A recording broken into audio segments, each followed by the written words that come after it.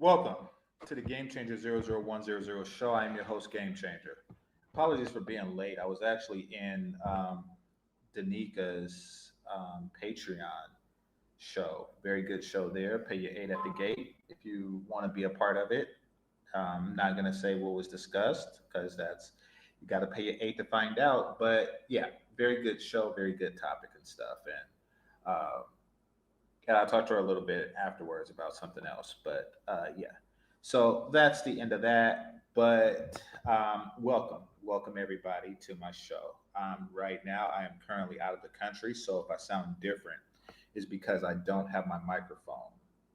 So excuse that. Also, Wi-Fi is probably different too. So y'all know how sometimes I buffer. It may be worse today. Hopefully not. Hopefully, I could catch a break. But yeah, I came across a video. I wasn't gonna like post anything until I got back to the States, but I came across a video that, as always, wanted to share with you all. But before I do that, I'm going to go over a couple of videos, couple of short videos that lead into the topic. And y'all feel free to comment in the comment section and hit that like button while that happens. So bear with me.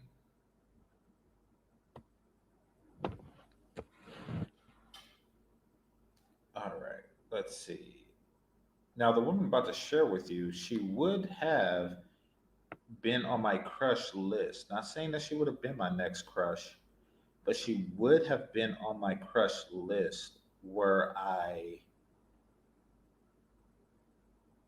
not, um, were Kelly's,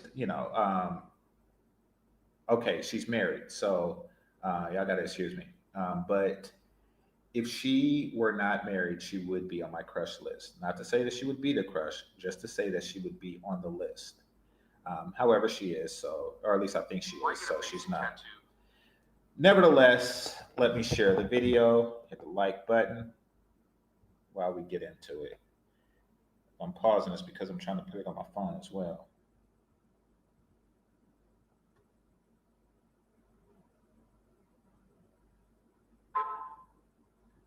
All right, so is it there? Is it on the screen yet? All right. So I don't have like multi screens like I did before. Here we go. And reads to work hard for their degrees, but not work hard to get a husband. I really feel like we've been hustling backwards. Our parents tricked us, fooled us, because we have this idea that there's nothing you have to do to find the man that you want, to get the husband that you want. You just show up, you don't do anything, they're just going to bow down to you, and that's not realistic, right? We drive so much energy, hard work into our education for our career, but you won't do anything.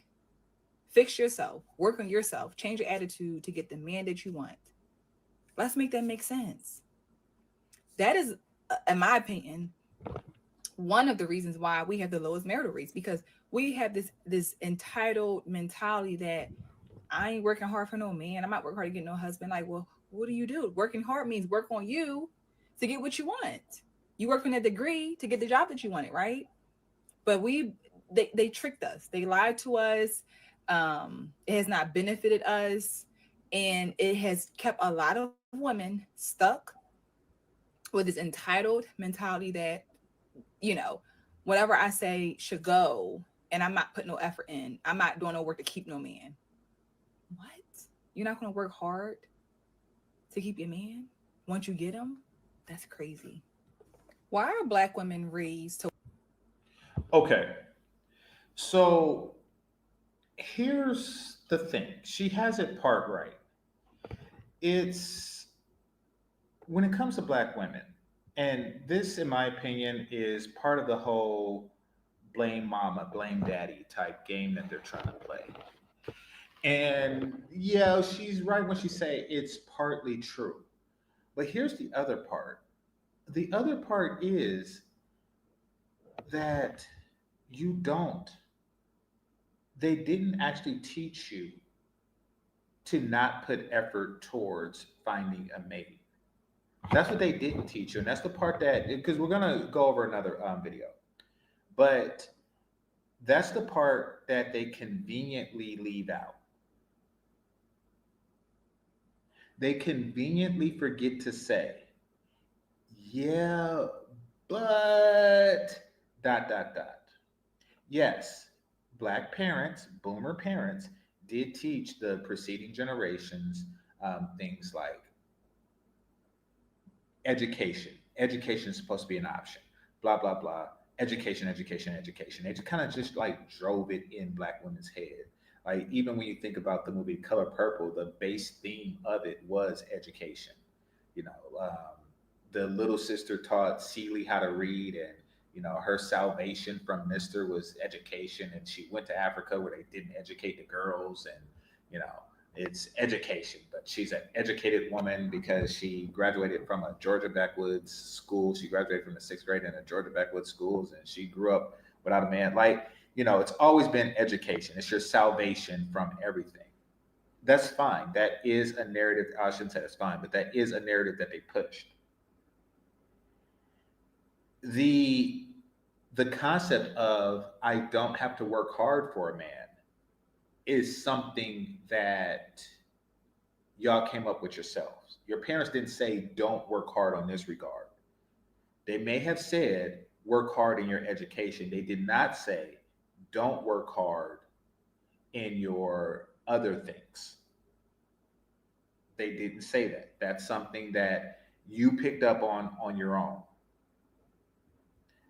Why am I saying this? So, what I just displayed for you is what happened in a good instance. What happened when things went right. Now I'm going to show you the conclusion as things went wrong. So let me just go to my history and we'll get into this. Hit that like button, please. Please hit that like button.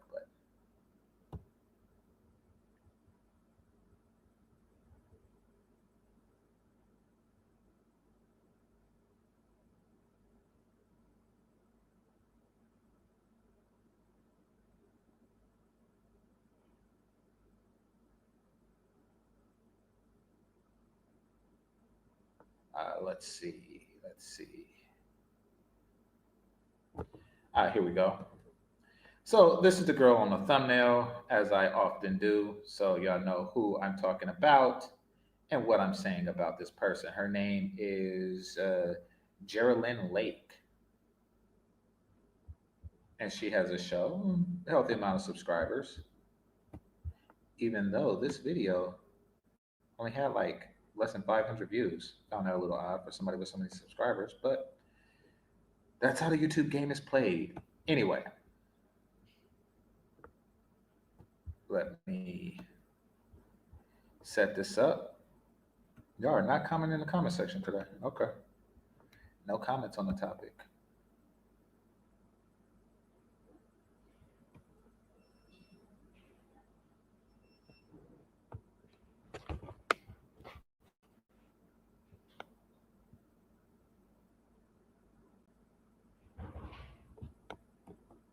What's up, everybody? It's your girl Indescribable, aka Geraldine Lake. I'm checking in with another video, and this one is a little personal to me, okay?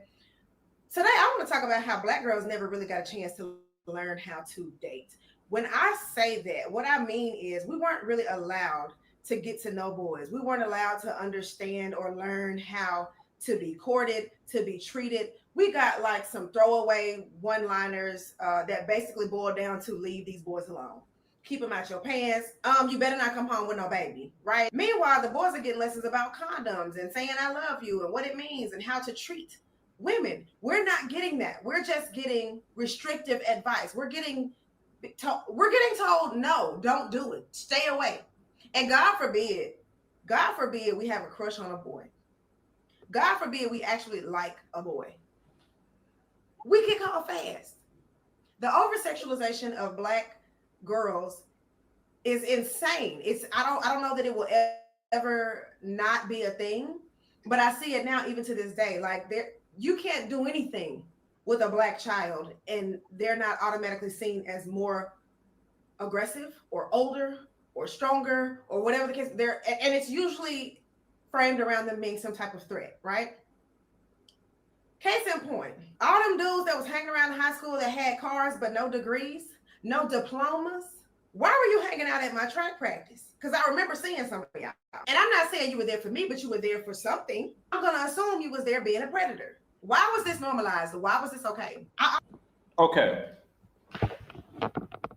I know exactly who she's talking about. And now that I think about it, those guys probably didn't have a diploma or a degree or something like that. They probably didn't. There were guys who I don't even think. I think she's exaggerating when she says hang around the track practice, but her school may be different than mine because these guys weren't really let on the campus for obvious reasons.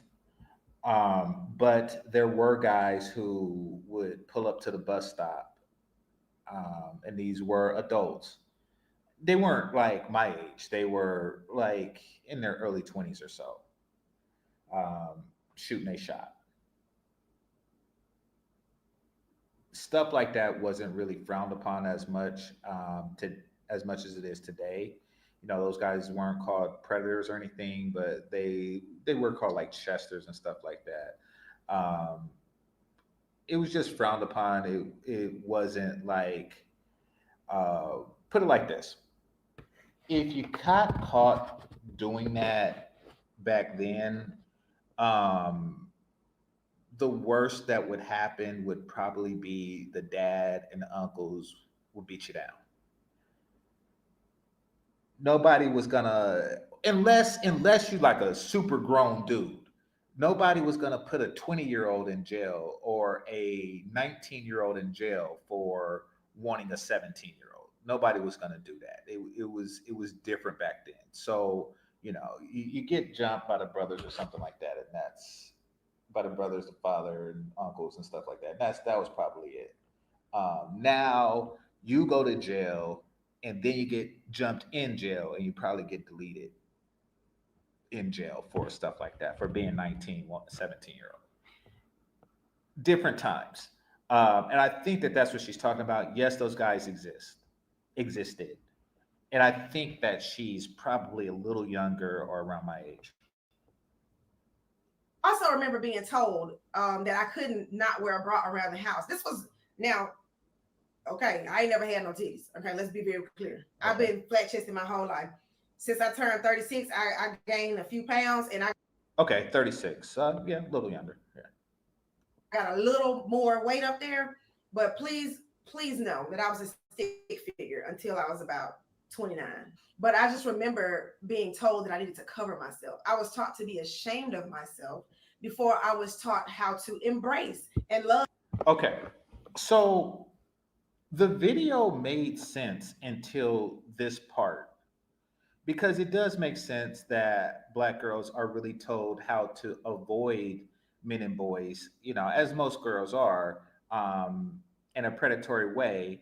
And maybe the parents put a little bit too much on it because we come from a culture of, real true PIMPs and stuff like that. You have Chris Rock talking about, to keep my daughter off the pole. So I can see how a parent and black girls do have a tendency to develop sooner than white girls, at least from what I'm told. I was raised around black girls, so I don't really know when white girls start popping out.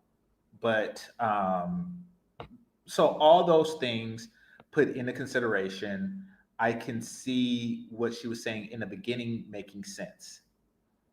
Now she's talking some garbage. Now it's going into a weird place because now what she's saying is my parents are bad people for telling me to wear a bra. It's like, I mean, I'm not a female and I never wore a bra, but my understanding, and if I had a teenage daughter, I would tell her to do the same. My understanding is you do that, and it's not to like hide or something like that, or maybe it is, so they're not poking through a t-shirt or something. But it's really the main reason to do something to teach your daughter that is so when she becomes older, it doesn't sag in case she does become busty.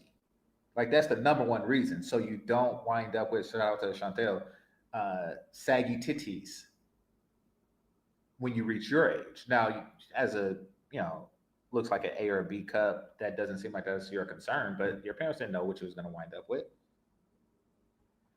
But you were against it. You so now you're in a completely unrelatable, you know, I want to do whatever I want to do thing. And I'm going to teach my daughter to do as she pleases type thing. That's something I can't get behind. And this is, we're only 2 minutes into a 10-minute video. This is where it starts to go left. Hit the like button. And learn and understand myself. Don't even get me started on periods, okay? Oh my gosh. Keep it a secret, hide it, don't wear white. We had all these rules for how to conceal that we were going through a biological. I told you I was getting weird. It's like, wait, girls aren't taught how to date. Let's talk about it. I'm like, okay, that's a decent conversation. Wait a minute, wait a minute. Your parents told you not to wear white during your period? Eh, That is, you were taught how to date. That is the worst possible thing you can do. I can tell you as a person, as a grown man now, but as a person who was once a young man, I could tell you that nothing turns. There are a few things that will turn a young man off who's attracted to a female. There's a few things that will turn, you know, a young, dumb, and full of, you know, um, enthusiasm off. But a red spot on a white dress or pants or skirt or what have you is one of those things. That is one of those things. You're blaming your parents for telling you not to wear white during your period. I told you, it's gonna get a little weird. Normalcy. Something that was supposed to happen to my body was completely normal and expected at that age. I was being told to conceal it and hide it from people. There's a lot of normal things that happens to people that they conceal from it. My parents taught me to wipe my arse. They taught me to wipe my buttocks. Am I to just walk around and then not wear white with the, I mean, they didn't have to teach me that because it was white. But, you know, imagine if I was to unwipe, not wipe, and then wear white with brown stains on it. And then like, how dare you? This is biology. I mean, do you walk around musty? That's biology. You brush your teeth. Holy crap. So far she's blamed her parents for teaching her to wear a bra, which is significant, and teaching her not to walk around with period stains on white pants. She's blaming her parents for this. This is her parents' fault. And she says that her parents is teaching girls, or they're not teaching you how to date. Well, they taught you something. Because I guess period stains and bras and saggy titties is hindering you in the dating market. Hit the like button. Gonna get into this. It was restrictive. It was so many rules and guidelines surrounding how to keep it a secret and not tell nobody. And then there was the girls that was getting pregnant in high school. Not because they was fast, but because they probably didn't understand sex for real. I remember being in my 20s. She's not that old. She's not that old. Maybe there existed a time. Actually, she was in childbearing age when the internet was out. But no, I'm older and I can tell you there wasn't a girl of childbearing age that didn't know about pole and hole, and they didn't know about tadpole and eggs. Stop playing ignorant. That's what you're doing. Like, oh yes, I sat on his lap and now I'm pregnant. I don't know what happened. Like, really?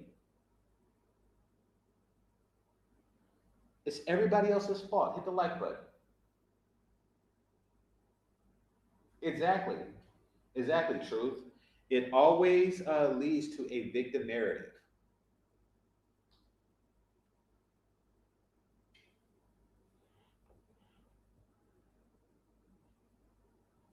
And not fully understanding the menstrual cycle, ovulation, the uterus, and the fallopian tubes, and all these things. And I know I If you don't understand these things, then you're stupid. You're not undereducated. You wasn't raised in the sewer in a farm. You're not Carrie from the movie Carrie. You're not it's very few black girls that was raised like, in a barn or something like that and then told to go out and boys just found her like, "Oh, why are you unzipping your pants? And why are you putting me in a maid outfit?" Like that didn't happen. Stop with the victim narrative. This is ridiculous. Look at the look on her face. This is ridiculous. Nobody's believing this crap anymore. These girls are just winding up teen mothers. No, they knew exactly how that worked. learned this stuff in school, but I remember having to go back and give myself a crash course to understand my body. Because as you know, women You needed a crash course to understand, period. Look, you know, we learned about that. We actually learned about that, stuff like that, before it happened. Like, I think it was like the third grade or something like that. Of course, it's reiterated in junior high, but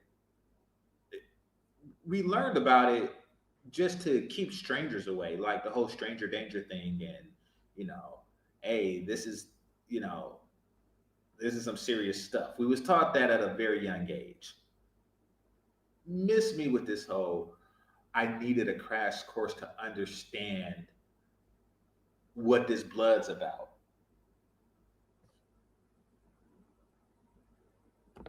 health is not it's not the forefront of any type of medicine. And we all know the story of the gynecology profession. They were operating on black women with no anesthesia. So y'all already think we don't feel pain. Just knowing how little is taught about women and their bodies and how it functions and what it needs.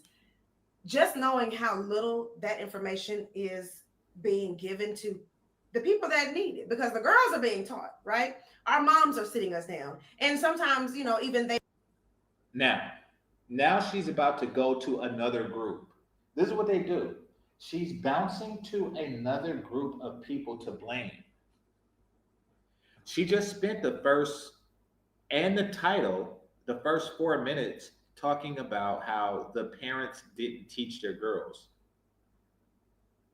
Our girls aren't taught how to date.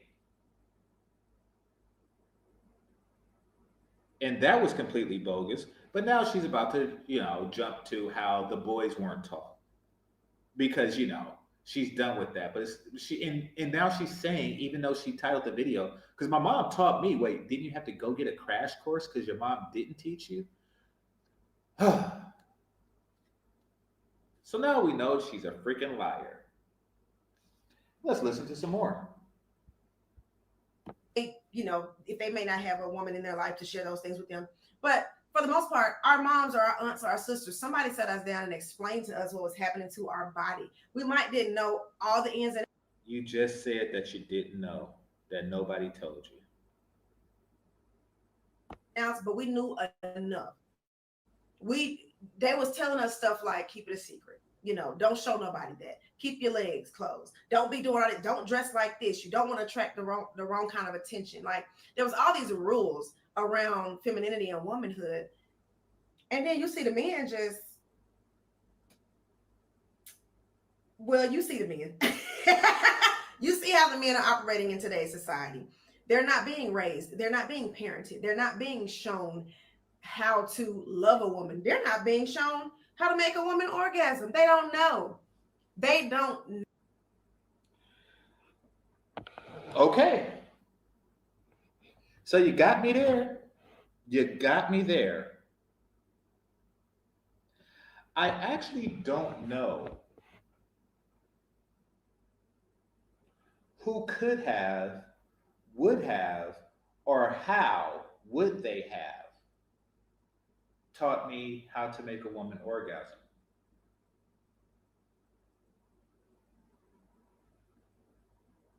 That one is just wow. Now, keep in mind, as a young man, I was told because I still don't, and I never did. I never liked going down. Never did. Um, in fact, I think at this stage in life, I was a teenager in high school, that I just didn't do it. I hadn't done it yet for the first time. And it was my friend's father who told me that I should. In fact, he said, "You better, you bet." I'm not going to try to impersonate his voice, but I'll never forget how emphatic he was about me doing that and the importance of me doing that. That conversation alone was very uncomfortable. To actually sit there and talk with my dad or anybody, giving a play-by-play on how to make a woman orgasm is so awkward that the message would be lost on me. And furthermore, why is this chick, I'm talking about the one on the screen right here. First of all, why is her mouth in a penis sucking position right now? But we're not going to get into that. But why is this chick complaining that men and boys weren't taught how to please her? You see how selfish that was? Now, I want y'all to compare that to her complaints about how she was taught or how she was mistaught. Like, oh yeah, they told me not to wear white during my period. They told me not to wear a bra. They told me, So these are the complaints that she has about how the girls are raised. Basically, she was saying that the girls are raised in ways that benefit the boys, meaning not being disgusting. But she's complaining that the boys weren't taught how to give women orgasms. Did your mama teach you how to suck my penis? How stupid. What kind of crap is that? Did your mama teach you how to suck my penis? Did she ever like get on her knees with a hot dog and say, now I want you to take the skin off while leaving the meat? Like, did she ever like get on her knees with a banana and just peel it with her mouth in front of you? What in the world? This is madness. This is madness.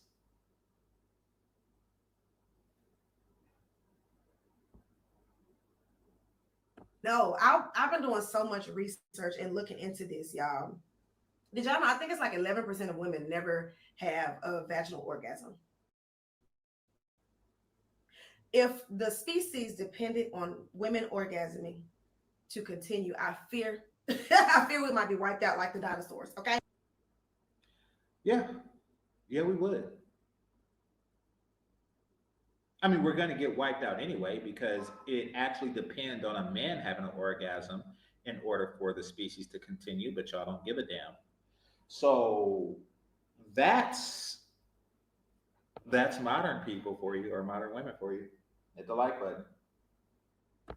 But it's just such a frustrating thing to witness Because I remember like, child, my dad gave this boy, I was in high school. My dad gave this boy an application to date me. And on the application, it was questions about sex on there. It was questions about consent on there. It was all these invasive types of questions. And I'm sure at the time my dad thought that he was doing the right thing, but all it did was embarrass me. It made me not want to date because why? No, your dad just wants a story to tell his friends. He just want to sit down after the game and tell his friends how he made this boy sign an application to date you. And he had copies of the application so he could brag about that. That type of foolishness. Listen, it all depends on the girl. So there's a movie, right? Hit the like button, a Q Vision movie called Players Club. And then Players Club, it had Lisa Ray when she looked worth a damn, and her father who played like this protective father, and she was on her way to college and she wanted to go to a black college. She wanted to go to an HBCU, and he's like, no, you're gonna go to the Ivy League.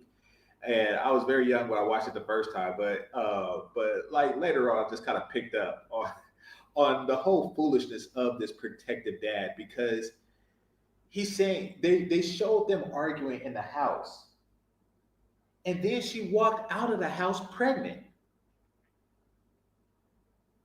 I'm like, wait a minute. Why is this dude? Why is this man pretending like he actually has any authority or say so in his daughter? He actually thought he could tell her anything. Like, oh no, you're not gonna go to a HBCU. You're going to go to an Ivy League college. She's pregnant. Like, if your words could not keep sperm off her eggs, your word, your yelling, your authoritarianism did not keep the sperm off your daughter's eggs, then what makes you think it's gonna make her go to like a prestigious, not to say that HBCUs aren't prestigious, but you get what I'm saying. She don't have to listen to you. Listen, if you wanted to just date dude, your father's application means nothing. That whole application means nothing. He fills out the application and your father says no, and guess what? You can blow him anyway. And all parties involved know this. The boy knows it, you know it, your father knows it. That's all just for show. It really is. Then like later in the movie, while when Diamond, who was the name of the Issa Rae's character, when she was older, she had a son that was 4 years old. She'd been stripping for 4 years and stuff like that, and she's messing with the DJ. The father takes Jamie Foxx, who was dating her, out back, and for some shooting lessons, and that's supposed to scare him. It's like, listen, did it scare her baby daddy? Did it scare her off the pole? Like, okay, yeah, you're strapped, but if you were gonna use it, you would use it you would use it on the person that made your grandson a bastard. That's what I would think in Jamie Foxx's situation. It's like, listen, your whole pretense of intimidation and stuff like that, and authority, it's null and void. At the end of the day, she's gonna do what she wants, and if that what she wants just so happens to be me, then there is an issue to do about it. Just like there is an issue did the last time she did it. Just like there is an issue did when she was sliding down a pole with her vagina at the like button. So now she's blaming her father. This is foolishness. Am I having a conversation with you? Because you're involved in this conversation. Why am I having a conversation with you and this boy that I might like about sex? And so I remember that. Like, I remember being totally mortified because Like even y'all remember when Ti made that statement about his daughter being a virgin and her hymen being intact and stuff like that. That's very weird to me. It's always been very weird to me, and I feel like there are certain things that It's not weird. It's not weird. I don't agree with Ti making it public, but I do agree with Ti for being proud of that. So I don't think that that's weird at all. But okay, on one hand, she's saying that the parents are controlling. On another hand, she's saying that they're not controlling enough, meaning that why are you having these awkward conversations and you're making me do these awkward things. However, you should tell my brother how to eat box.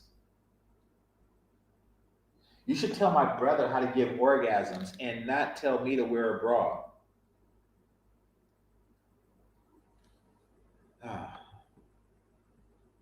Basically, what she wants, and she's old enough to be a mother. If she's not one.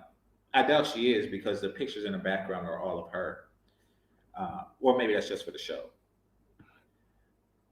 But that's how she would raise her children. Of course, she would be a single mother, but that's how she would raise her children.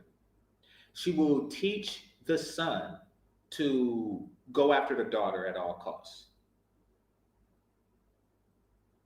Go after the daughter, and this is how you do it, and this is how you should eat a box, and not her daughter, but you get what I'm, not his sister, but yeah, this is how you should eat her box, and go, go, go.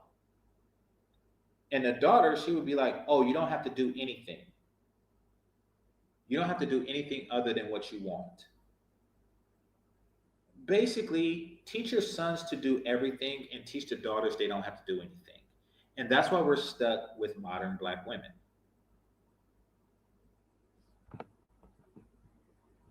And that's why we have game coaches and stuff like that. women should step up and do for little girls. I don't think men should be leaders anymore. I don't know if I ever thought they were good leaders, and I'm saying this because I told you it's going to get worse. Just randomly, I don't think men should be leaders anymore.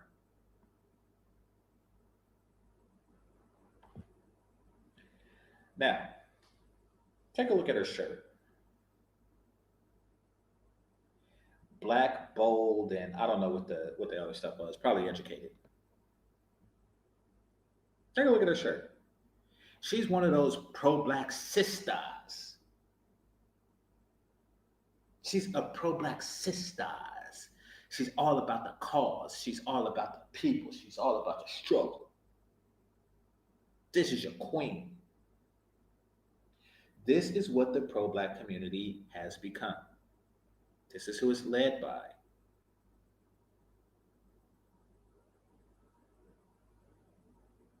And really, this is every community that exists. They want to recreate and restructure the community where black men are not in leadership positions.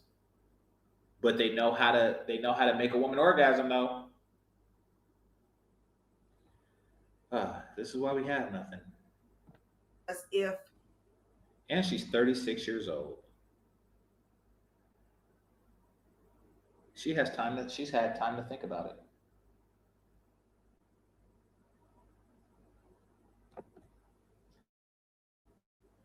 the patriarchy was so natural, and if men being in leadership and in places of power was so natural, why does it take so much violence to uphold it? Why does it take stripping away women's rights? It doesn't take violence to uphold a patriarchy. It takes violence to maintain your patriarchy. Meaning that if you have a patriarchal Christian society and you have a patriarchal Muslim society and they meet, then you have the Crusades because they're like, okay, which patriarchy will be the standing one in Constantinople? But these are all patriarchies. They are already patriarchies. They didn't need violence for a patriarchy. Once again, they need violence for their patriarchy. Now, as far as women goes, to strip women of their rights, women have no rights but the ones that the patriarchy give you.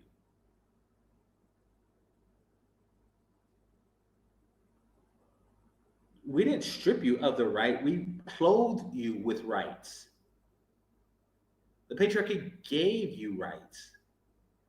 What are you talking about? When one caveman went around grabbing women by the hair and raping them, the father of that, he put his patriarchy in and said, no, you're not going to do that to my daughter anymore. Like, every right you have that protects you is a right that was given to you by a patriarchy. Each and every single one. And I know you may think that, oh no, I got it from the feminists and we marched and we rallied. All march and rally is doing is a plea to the patriarchy to do XXX. I didn't mean do XXS like the videos. I meant to do XYZ. Hit the like button.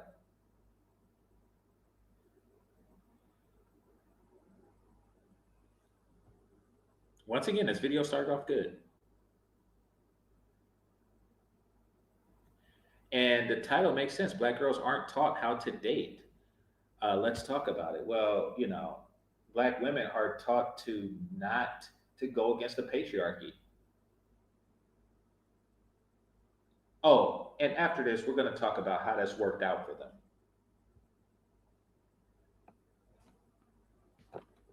For you all to remain in power. Why does it take sexualizing children to keep you in power? Like, I don't think this is natural, guys. I don't think men are supposed to.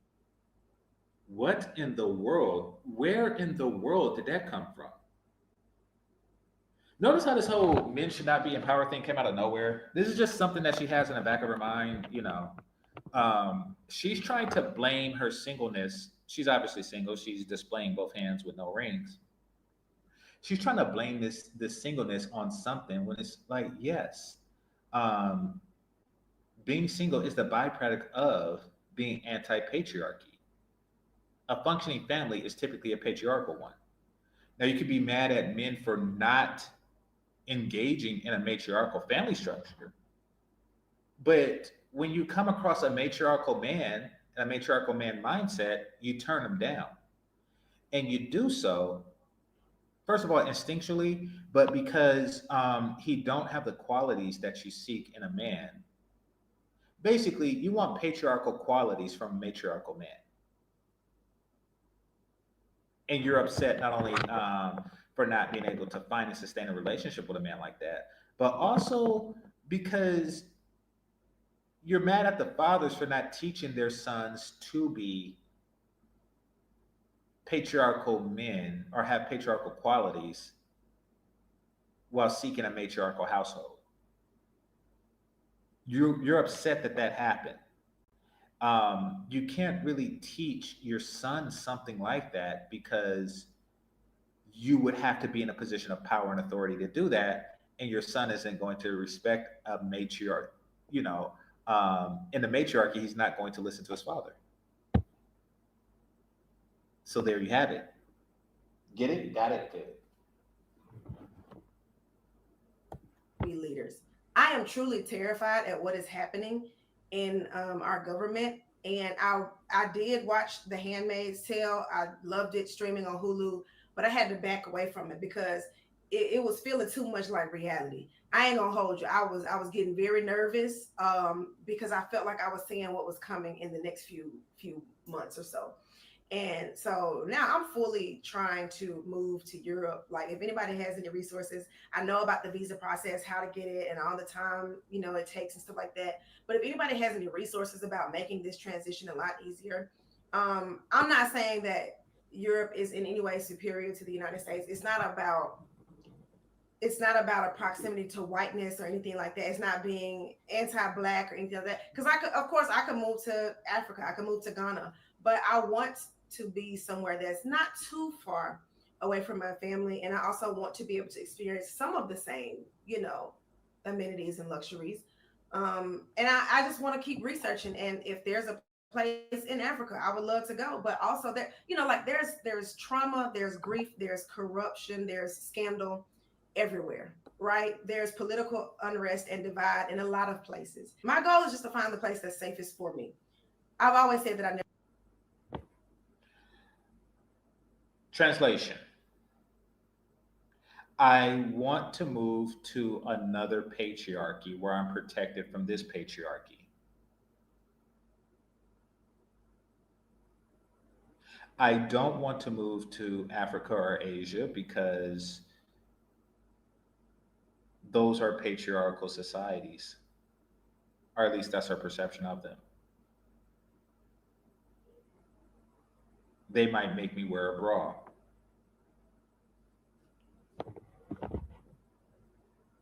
Never want to have kids, and part of that reason is because right there.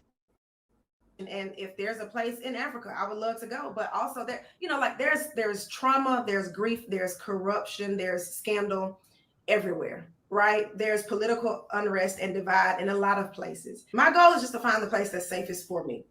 I've always said that I never want to have kids. And part of that reason is because I feel like I live in a country where my child will be a target. Number one, if they're Black, the child being Black is going to make them a target. God forbid she's also female. Like, being a Black woman in this country, I wouldn't wish on anyone. Now, hear me and hear me good. I love being a Black woman. We set the standard, baby, when it comes to culture, music. Cope, cope. I love being a Black woman. I mean, I wouldn't wish that on anybody. It's kind of like if I were a billionaire that actually loved being a billionaire, I would actually wish it on other people.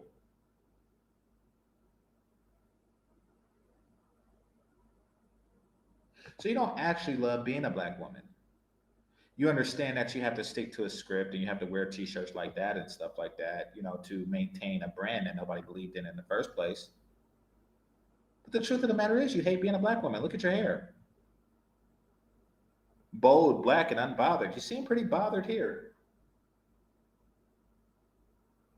I love being a Black woman. I mean, I wouldn't wish that on anybody. It's oh my gosh. It's kind of like a person saying, I love being a midget. I wouldn't wish it on anybody, but I love being a midget. Having a person, I love having a little penis. I wouldn't wish that on anybody, but it really gets in the nooks and crannies.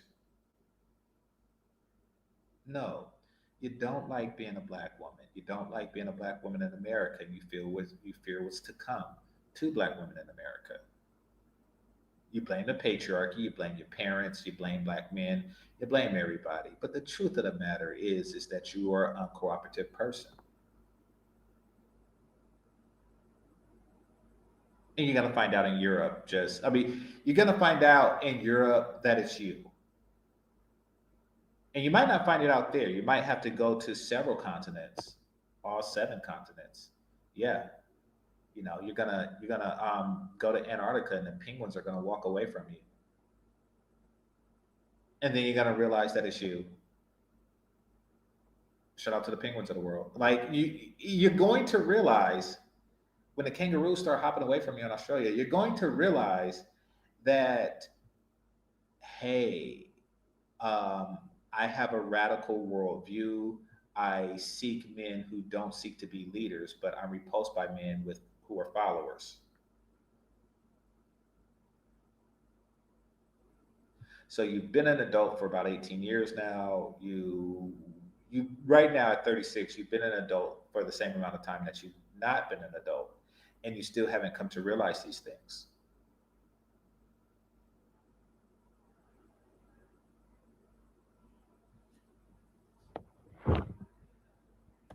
Fashion. Black people in general are at the top of the totem pole, but Black women, you give us something and we multiply that thing.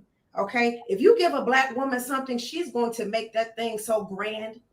She's going to make that thing so spectacular. Give Black women a Black man and see if she multiplies him.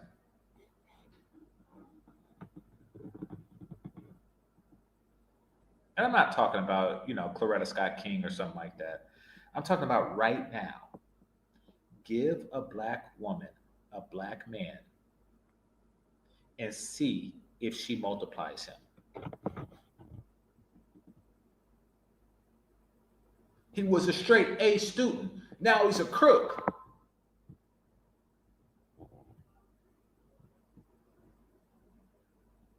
They always divide him. I mean, nothing is all inclusive, but more often than not, they divide, they don't multiply. And that's because they fear that once he's multiplied and modified in a positive direction, that they'll lose him to Becky with the good hair. That's what it really comes down to. But nevertheless, what, because the music, the culture, et cetera, et cetera, et cetera, outside of the aspects of the culture that really just caters to other Black women, they really don't contribute in a way that puts the race in a positive light, like Muhammad Ali and stuff like that. They just don't at all, not even close. Not collectively. Of course, you have the Angela Bassett's and stuff like that. So, what do they multiply?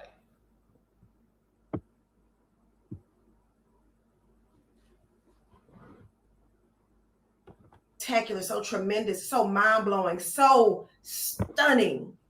We are the blueprint for elevation. Okay. Holy I crap. love being a Black woman.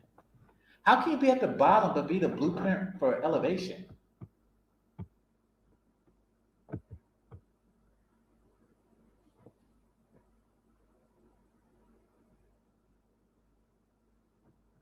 The way a person, a group of people, et cetera, et cetera, et cetera, can be the blueprint for elevation is when they show large leaps of progress over a short period of time.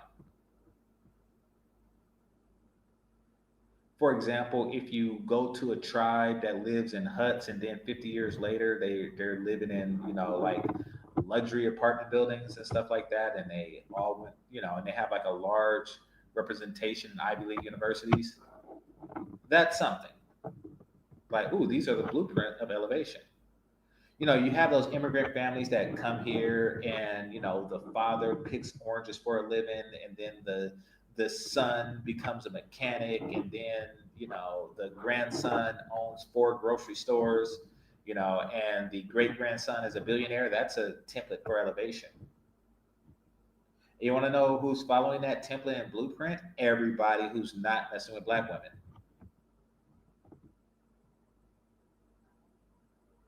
Hit the like button, people.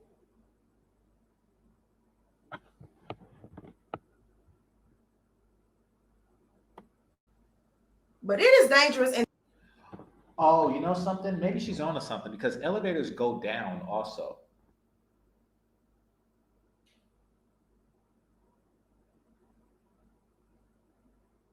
So yeah, if you made a blueprint for an elevator that only goes down, you might be on to something. Who do they elevate? Whom have they elevated? They want to be seen so bad that they don't want to elevate anyone past themselves. They're not going to elevate their husband because then people will see him. They want to be the Kamala Harris. They don't want to be the one that, that's married to Barack Obama. They don't want to be Michelle Obama. They want to be Kamala Harris. Even though Michelle Obama is unnecessarily vocal herself. But that's another topic. Let's continue. tiring at times. Okay. So I'm not saying that you have to agree or disagree. I'm just saying I don't like that black girls can't be Black girls. You know what I mean? Like there's always some kind of scrutiny. There's always something that we have to be blamed for, whether it's our trauma, our upbringing, our education. Like there's always a reason why we don't deserve.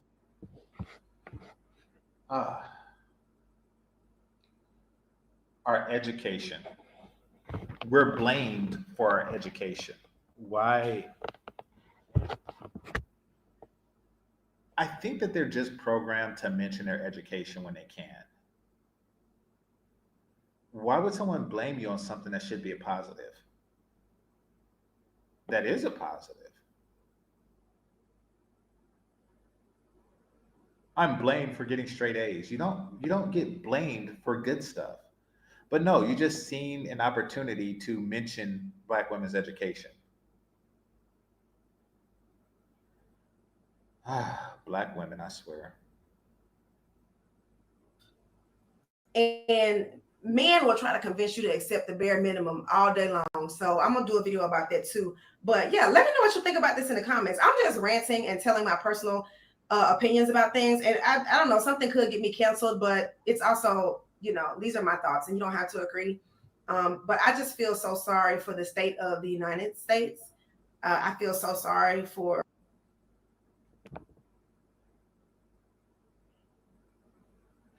She just says random stuff.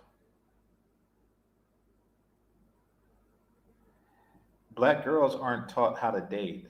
I feel so sorry about the sake of the United States. It's like in her brain, there is like a fishbowl full of words that she digs in and she grabs one and then she says stuff. Like she just randomly grabbed words like black woman education, sake of the United States. Uh, People that aren't billionaires in this country, which is literally everyone, because they are screwing us. They're screwing us. They're going to continue to screw us.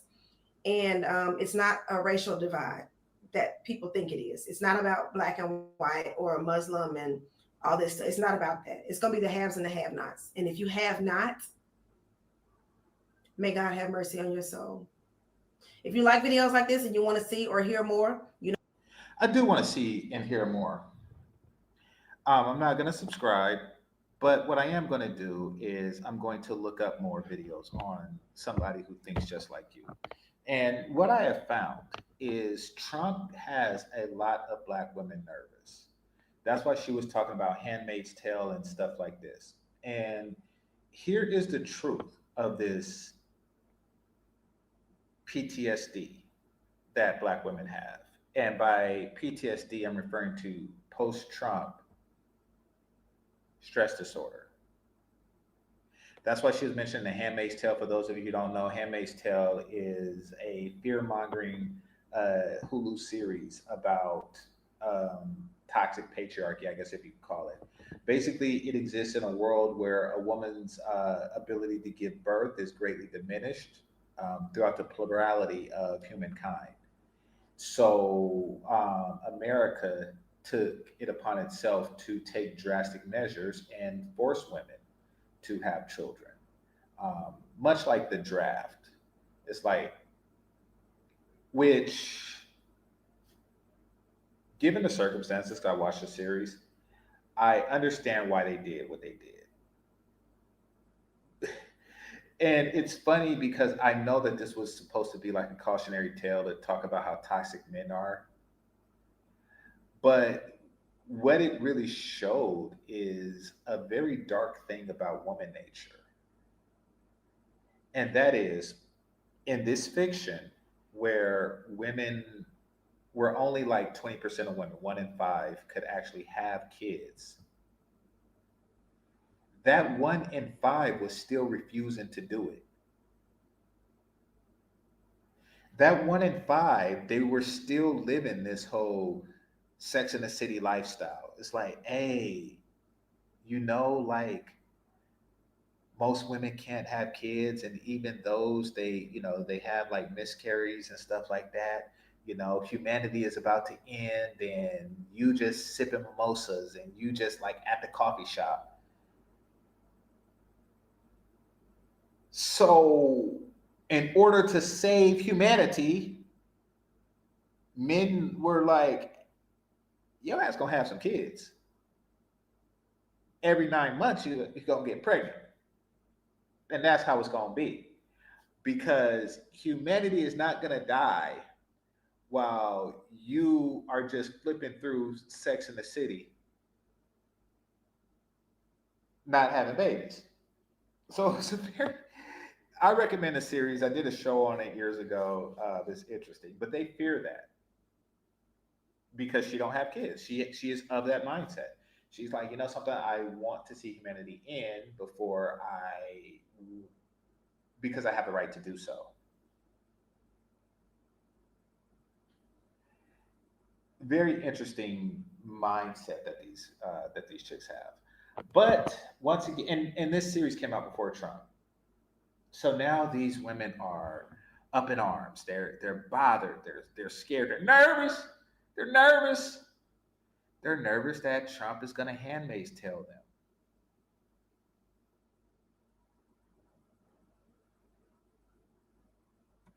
And this isn't the only one. I'm looking it up, but there's another woman who I seen on TikTok who's worried about the same thing.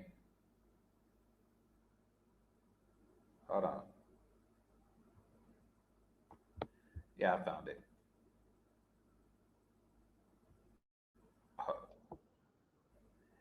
They're worried about the same thing. They're worried about Trump making an actual patriarchy that they can appeal to.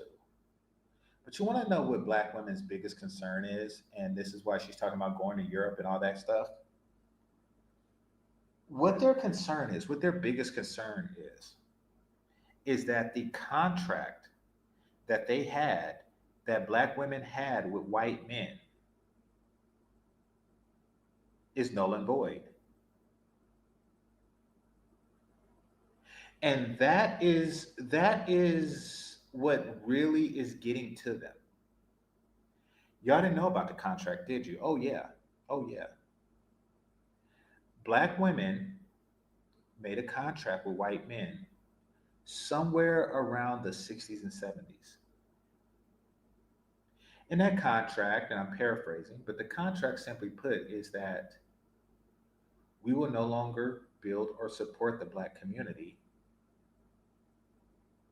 if you allow us to create a community that's separate from it.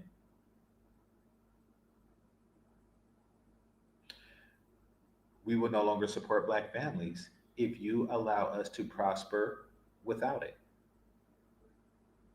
That's the hidden contract that they made. It's a divide and conquer tactic. So the last 50 years is the divide. They fear the conquer. Now comes the conquer.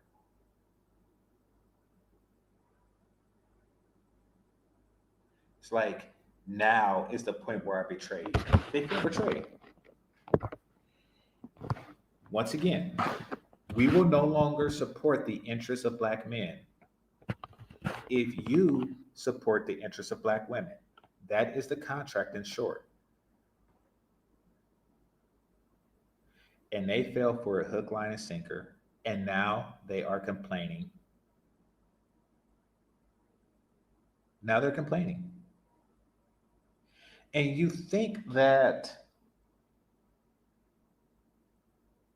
it's the white men who broke the contract. Well, maybe he was the one that broke the contract.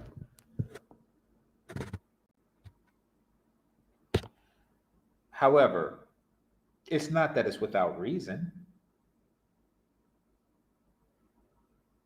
Basically, your contract stated we will not support black men and black families if you support us. However, black women, they took that and they attacked the white patriarchy. Oh. See, they're blaming Trump, not realizing that they struck first.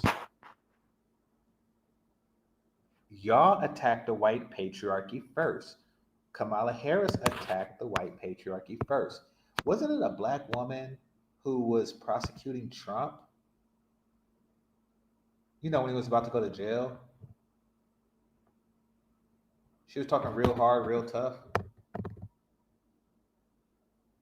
I could have swore that was a black woman.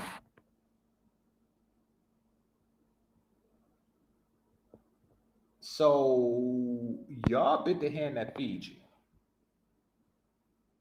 That was y'all.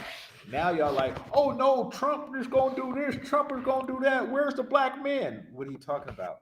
You have spent the last 60 some odd years assuring, working with Reagan and others to disassemble the black family, the black community, et cetera, et cetera, et cetera. Now you're complaining that what you have been working against, the black patriarchy, doesn't exist to defend you against the patriarchy that you was actually supporting. Oh, you stupid. Oh, y'all don't believe me. I could tell by y'all lack of hitting the like button that y'all don't believe me. Okay, well, I'll show the proof as soon as y'all hit that like button. Actually, until y'all do, I'm going to read some comments. That's what I'm going to do. All right.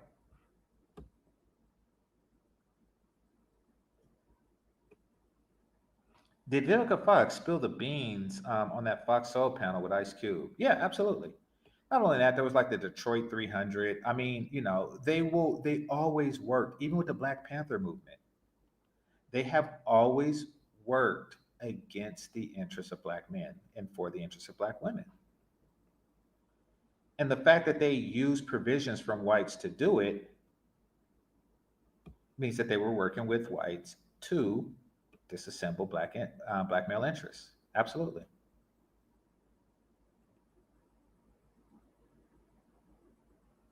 Yeah, and just look at the culture. Absolutely. Just like Richard Gere in An Officer and a Gentleman. I got nowhere else to go. I wish I seen that movie because I got a feeling that reference was spot on. But I wish I seen that movie. Yeah, just look at your 10 and 9 o'clock news and see the result of that greatness. Exactly. We multiply everything. Well, you really are subtracting right now, right? I mean, try multiplying a family. I mean, what do you mean you multiply everything? We've been at the same like 13% population since they kept track of such things. Like the Latin population is multiplying. That's why, it's such a strong reaction on that subject. I don't see us multiplying.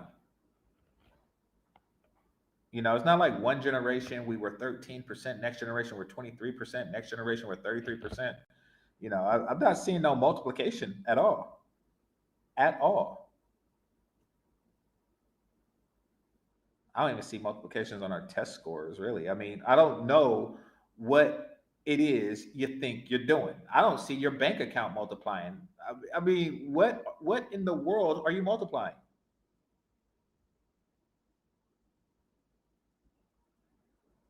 I mean, I see the numbers of Korean hair shops multiplying. Like, what in the world are you multiplying?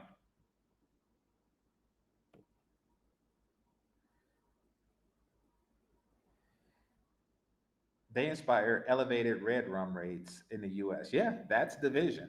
You divided the number of people alive you know, by the ones that you got deleted.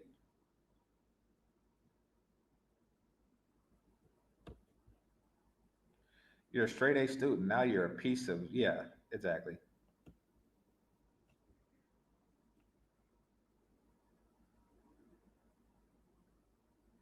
Notice the pictures of herself in the background. Narcissism to anyone? Well, she has nothing else.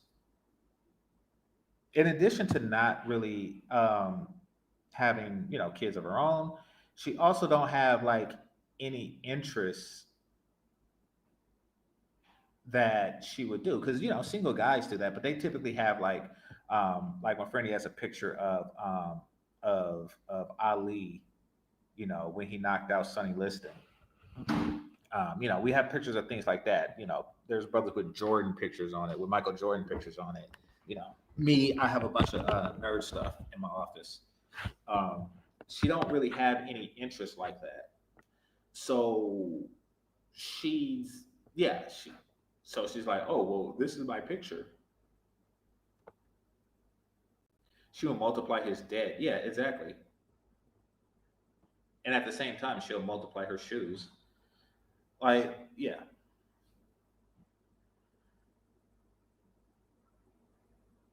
if he has any to begin with. Well, she'll multiply his debt if he. You're saying if he has any available credit to begin with. I get where you're going. Yeah.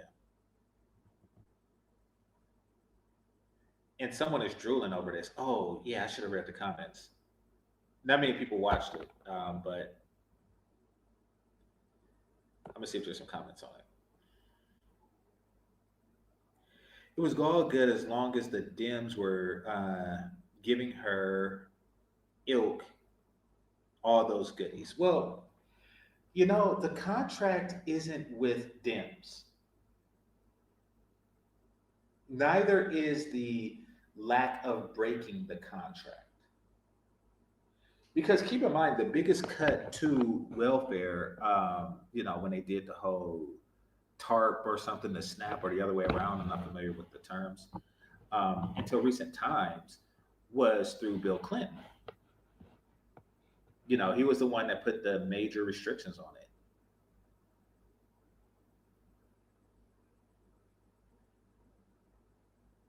And it was also Reagan who gave them no fault divorces, and that's when the whole child support, and that's when all that kicked in. So, I don't even think it's a Democratic Republican thing. I think they really just like on some uh we're going to give them means to separate, to dismantle the community, and they took it. They knew exactly what they were doing.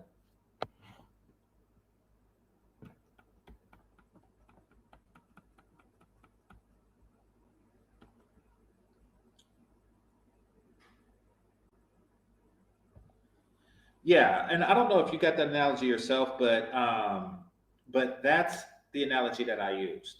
And you're talking about the Handmaid's Tale. It says so they were drafted to have children the way men are drafted into war. Yeah, I mean, men don't like drafts.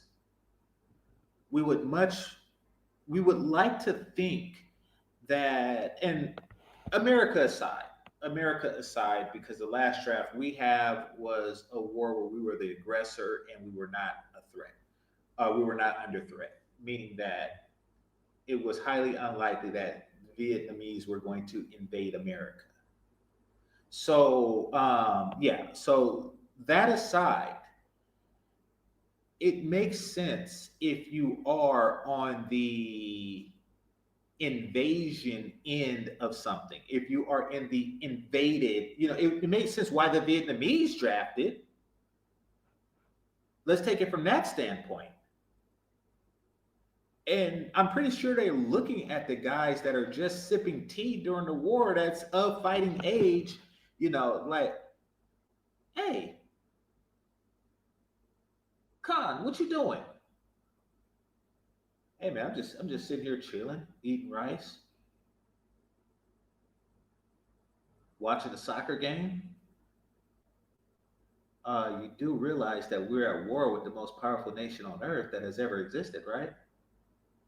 Yeah, but I'm not in the military. It's like that. The frustration a nation, a species have to deal with when you're facing a crisis and you are just continuing as if that crisis don't exist does warrant a draft.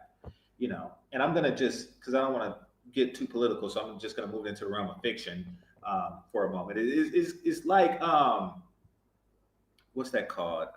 Lord of the Rings, where the orcs were coming, the two towers, the orcs were coming, and they was like, most of these guys seen too many winters or too few. That meant that I don't care if you are 11-year-old boy, you gotta get on that wall and throw some rocks. It's that time, and we don't want to hear. But I want to play. No, I mean, we as men understand that okay, here's what feminism has turned into. Um, Modern feminists believe that women should be able to do whatever it is that they want, and men should work in the interest of that. That's why Kamala Harris lost because she made it apparent that she was of that too. Women should be able to do what they want to do, and men should facilitate that and enforce that.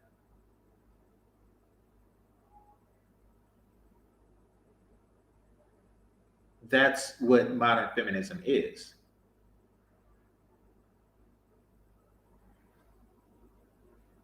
And to be fair, men have told them that, but I think that the understanding was that okay, you could do whatever you want to do as long as you want to have some freaking kids.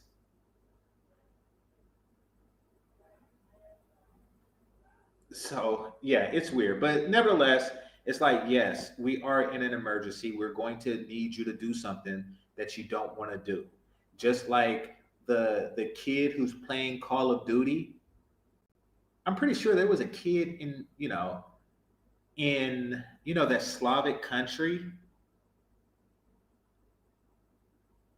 that's at war with Ivan Drago's people right now. I'm pretty sure there was a kid playing Call of Duty until he got called to duty. He didn't want to do it, but he had to do it. So that's what Handmaid's Tale is about. It's like, listen, you may not want to have kids, but you know, we don't want humanity to end. And I'm going to go into a tangent for a second about that because I found that series interesting. So the women who were, basically baby drafted,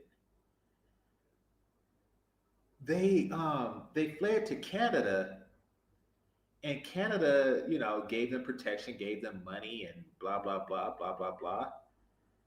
And what did they do? They did the same crap there. They was not having kids in Canada. I was just like, oh crap. I was like, do you not realize what's going to happen? If Canada is not having kids, but America is having kids, forced or otherwise, in 10, 20 years, America is just going to take over Canada. And all of the Canadian soldiers that protected you are going to be too old to fight. They're going to be fighting like 20-year-olds in their 50s. Like it was just so weird. The mentality. And keep in mind, this is just what was derived. Like when they wrote this themselves. They thought that this was making men look bad, but it made y'all look like pieces of crap that ends humanity.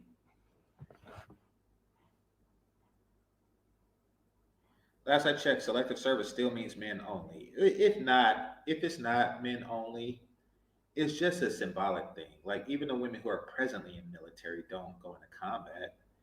Like women in the military is a luxury of a nation that can't lose a war. It's not intelligible to think that America could lose a war with a single nation right now. And when I say lose, I'm not talking about like we lost Vietnam where we where our attack failed.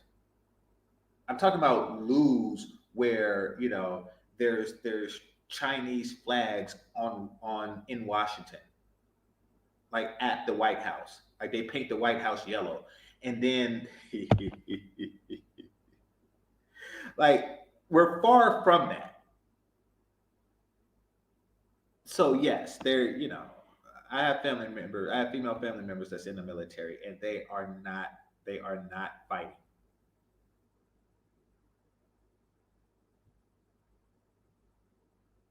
I dated a chick in the Air Force. You want to know where the job was?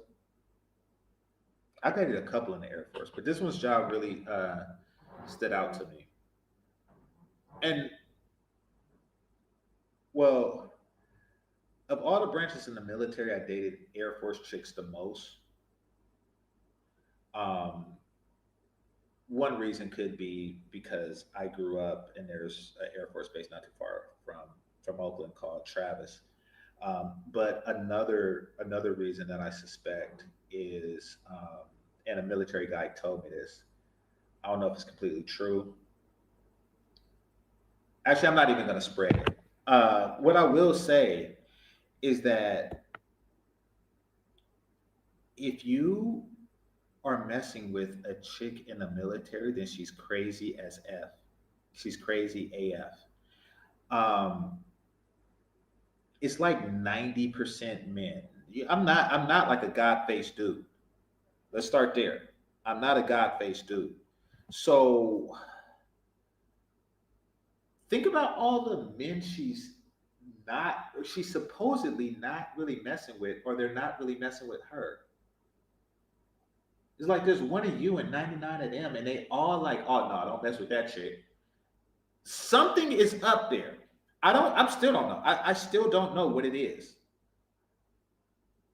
But something is up there. Something is going wrong that's keeping the rest of the military away from this chick. These are guys that are on a submarine, if they're in the Navy. They're on a submarine with this chick and none of them touched her or she rejected them all. But something is up. There's a reason why she's with a civilian and she's not with the entire military. It's weird. Something weird is going on.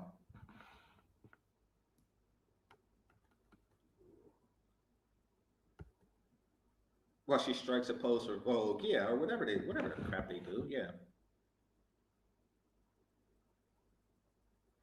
Mankind will end to the sound of women laughing and sipping the fourth mimosa. Yeah, it was amazing because the show wasn't even written to just show. It was really written to show like a fictitious side of toxic masculinity or male nature, but it really revealed something tragic about women's nature. And we see it in other countries. We see it in Korea. We see it in Japan. It's maybe I'll show y'all, but it's amazing. It's like y'all are going to go extinct. And it's not like y'all tribe people or bush people or something like that. You're people with like proud history that has existed in the form of civilization for millennia. And you're just like, hey, fuck it. They dig too little. Okay. Okay. Keep fucking with them. I mean, last time they were pissed, it took a big one to subdue them because they was not going to surrender. And I'm not saying they deserved it. I'm just saying salute to them. They were not going to surrender. They like, okay, Italy is down, Germany is down. You have no allies. America was fighting Germany at first. Now they're focused solely on you, and so is Russia. Everybody got their guns pointed at you now that Germany is gone, and they're asking you to surrender. You say, "Oh nah, I gotta give it to you. That takes some cojones." So if y'all are willing to, I'm talking about you Japanese bros. If y'all willing to pick up some, samurai swords and go at it, then be my guest. But y'all might be messing with the wrong ones. Just saying. Their porn is weird. All right. It says, and that they're the head of. Better chance for getting a Brad and that they are the head of. Probably because, yeah, probably. Okay, I did that. Let's see.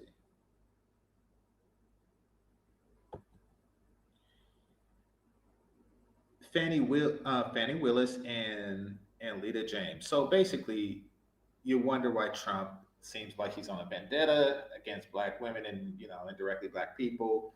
It's like, um, you see what you know, you see what's going on here, right? I mean, he's like,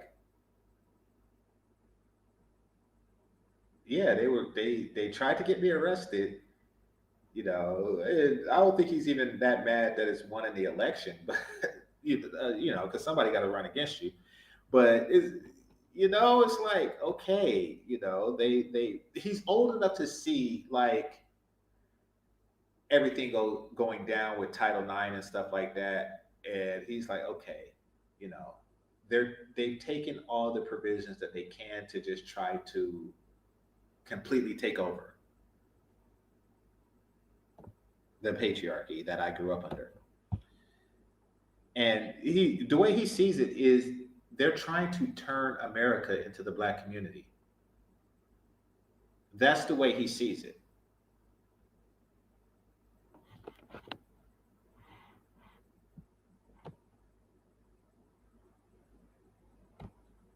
And what happened to both of them? You gotta tell me. Who's this? What's good with your king picks? And what more they expect black men to actually help them? What's more is that black men are helping them.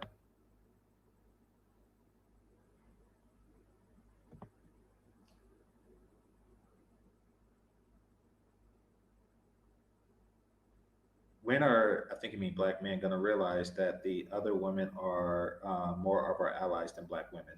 Well, it's hard to say. It's hard to say.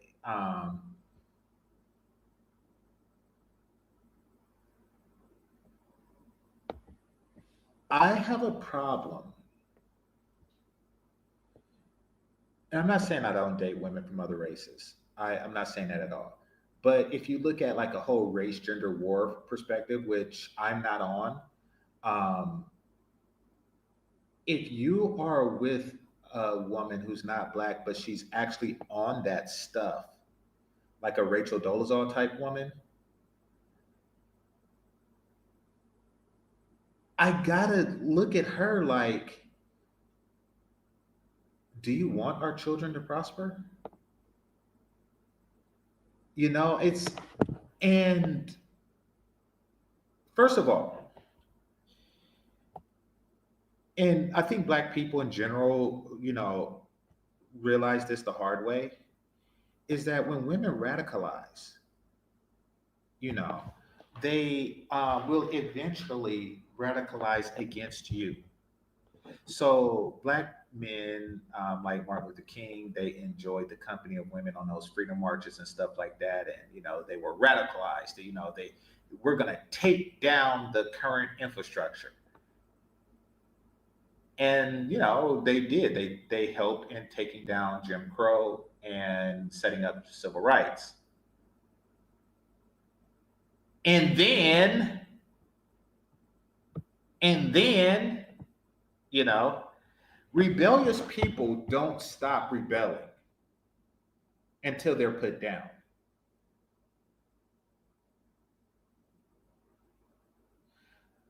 I'm gonna give a fiction, and then I'm gonna give a fact. In the fiction on Game of Thrones, where Khaleesi, Daenerys Targaryen, she went to, I think it's the name of the place is Astropol, and she, encouraged the slaves to rebel against their masters. They said no more masters. The writing on the wall said no more masters, and then she just came and ruled them all. And then when she pissed them off, they was like, Khaleesi is the master. They was like, no more masters, but Khaleesi is the master. Rebellious people will rebel against you eventually. They will rebel against anything that reeks of power structure. That's the fiction. Now here's the fact. The fact is that in 1776, America had a rebellion. They were rebellious people. They rebelled over tea. On the surface, that seems like the stupidest thing possible to rebel over a tea tax, considering now we pay an everything tax. I'm literally getting paid or having to pay a tax for being on YouTube. We're paying an everything tax, but we fought against a tea tax. I know it's a lot more complicated than that. I'm just saying, like on the surface, it's very funny. But anyway, America rebelled. and they set up their own nation. And then less than 100 years later, that nation rebelled on itself. Now there was a lot of very smaller, like Shane's Rebellion. I think it was a guy named Burke or something like that, who also had a small rebellion. So we were a country born in rebellion that has had rebellion since.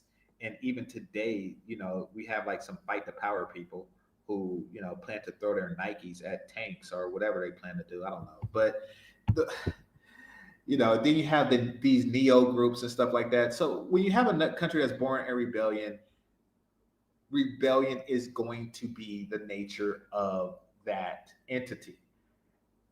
Because we brought women in on the Civil Rights Act and stuff like that, we were a group of people who gained from rebellion, and now we're dealing with a bunch of rebellious women. They stood side by side with black men on some fight the power stuff, and now it's black men are the power. We are the patriarchy that they're fighting against.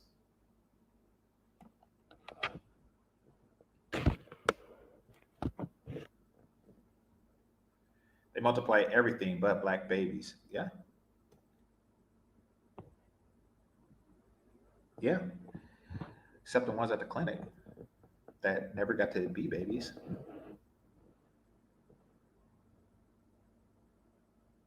Yeah, men shouldn't use women for sex. The reason black community is falling is because we take the option of black women, we take the opinion, excuse me, of black women too seriously.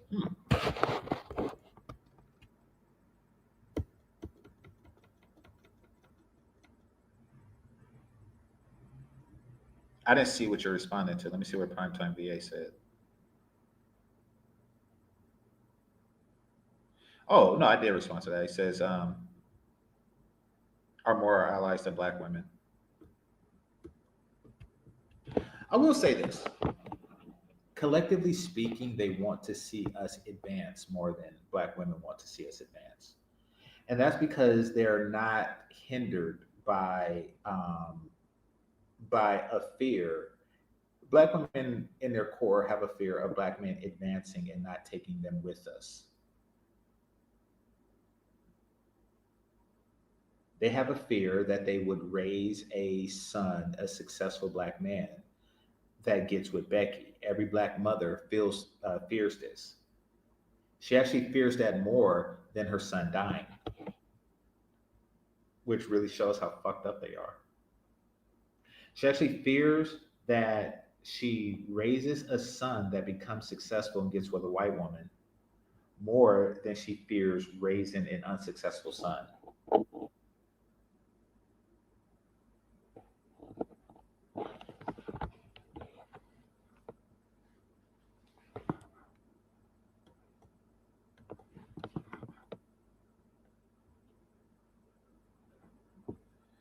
When I walk into a spot with gray sweats and my BBC protruding to the left, um,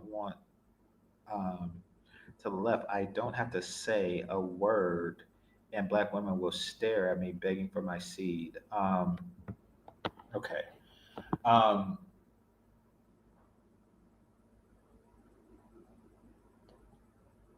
I'm gonna say that's cap, but it might not be. Okay. On the surface, something like that would scream cap. Oh, here's what I am gonna say. I'm sure that has happened. And if so, not very often, because you're putting them in a conflicting situation. Because they're programmed to do anything, and I more than anybody know that if you program things against one another, then the result would be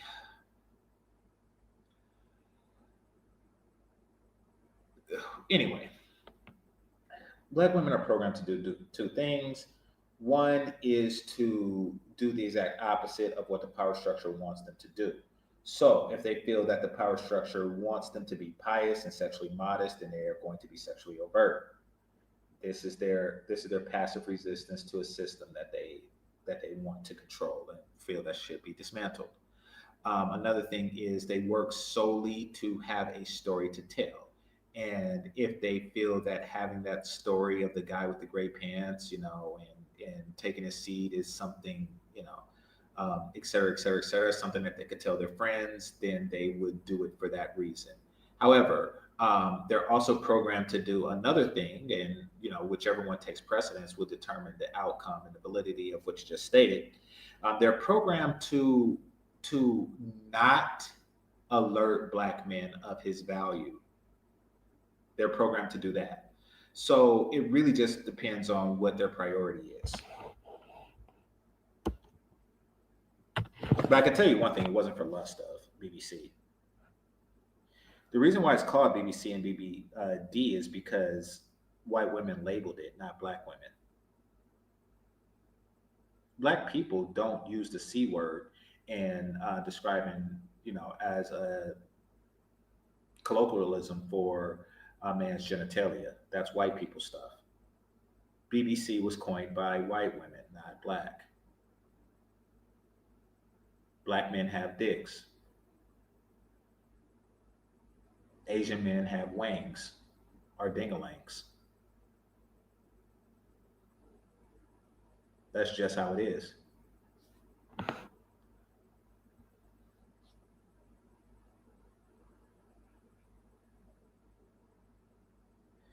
But when black men controlled who women date and didn't date, so they kicked the dad at the house, and black women are breeding with degenerates. They're not breeding. The woman I just displayed isn't breeding, and the next woman who I'm about to show isn't breeding either. It's happening in the white community as well. Feminism is slowly ruining white people as well, but I could care less. Well, it is. See, there's always going to be, and that's why white women voted for Trump. There's always going to be a stopping point because what's happening now is if the black community failed, they have the white community as a safety net, which is what it's using now. That's what welfare is. Because we're not a self-sufficient community, if we fail, then we just, you know, fall under the self-sustaining community, which is America proper. However, if white America fails, then there is no fallback. And you have everywhere, and I mean everywhere, that's looking to pick at the bones. And they know this. And they will not subject their children to that.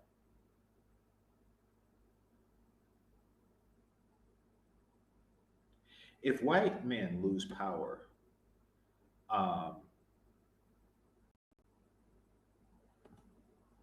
it will be drastic.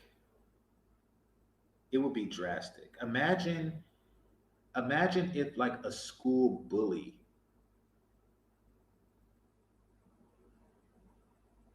I wanted to say break his leg, but nah, because the other kids know that, he eventually gonna get that cast off. Imagine if the school bully didn't have a puberty or something like that. So, he goes into junior high and all the other kids are a foot taller than him. That's what it would be like. Like all of them, like, hey, remember that shit in the fifth grade? That's what it would be like. They can't afford that, and I don't blame them. I mean, I wouldn't want to deal with that.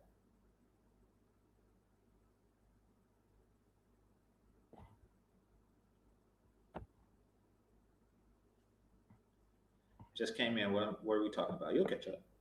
You'll catch up. Now, the U.S. won't and can't take over Canada. Both are part of NATO. Come on now. I was talking about something. I was talking about a fictitious. I was talking about Handmaid's Tale. If you've seen that, we won Vietnam militarily, but politically, America's wanted it to end. We technically won Korea since we accomplished what we wanted. Keeping North Koreans out of South Korea. Well, I mean, you didn't keep the Viet Cong out of Vietnam proper, so you didn't win. Nor did anyone want you to, but I should say us to. every now and again, you have to hold the L. I never met a military woman that wasn't crazy.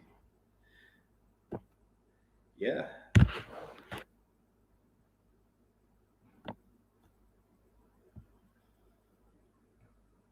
Women officers are cool, but enlisted are nutty. Well, I never dated a female officer in the military. They were all enlisted Air Force. So you might be onto something. Maybe there's, maybe there's something. Maybe there's a there there.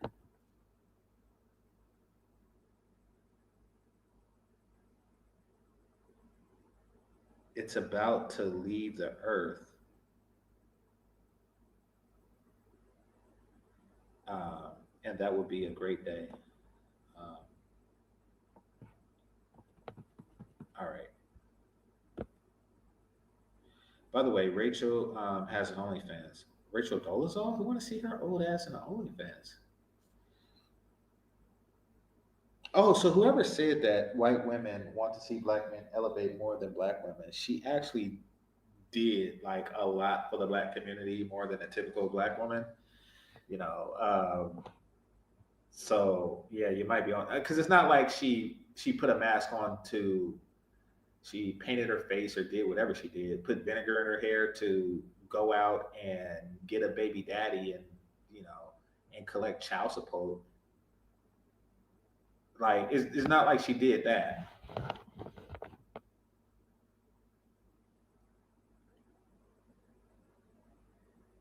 There are too few black women who are fit, like 10%, only 60% are not single mothers. 60% of mothers are not single mothers. Half have STDs and too many Beckys and Linglings to bother hunting for the few Keishas out there. Okay, so off topic, but I see you're making a point. TMI, yeah, the whole thing, the whole dick print thing was falling under that category. But I understand you had something you want to say. All right, y'all talking back and forth about that. It's some true shit. Black women sexualize themselves and men too much. They don't know how to look for partners. Yeah, and that's goes back to what I say. You know, they just want to buck the system. You tell them to fuck, and they close their pussy. You tell them not to fuck, they go out and fuck everything. Is what it is. You know, that's the end result of the fight the power movement.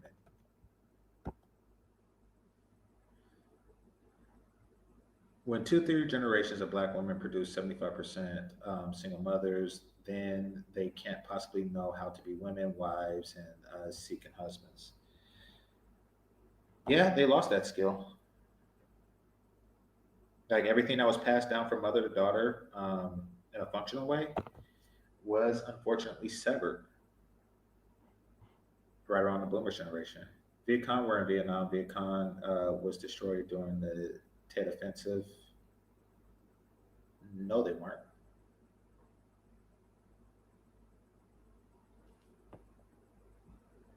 Okay. Joe Blow, no biggie. All right. So on to the next one. Oh crap, I'm running out of power. All right. On to the next one. Let's see.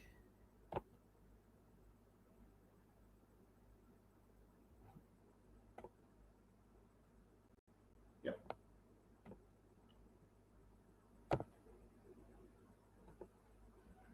All right, hit the like button. So those of you who are there, remember the last woman where she was talking about, we got to take down the patriarchy. I don't feel that black men should be in charge, et cetera, blah, blah, blah, bore, bore, bore. Y'all remember that, right? Well, now we have this one. Black men don't have a patriarchy. So, in addition to complaining about the patriarchy, they also will complain that we don't have a patriarchy. I can't make this up. I can play it for you, which I'm going to do right now.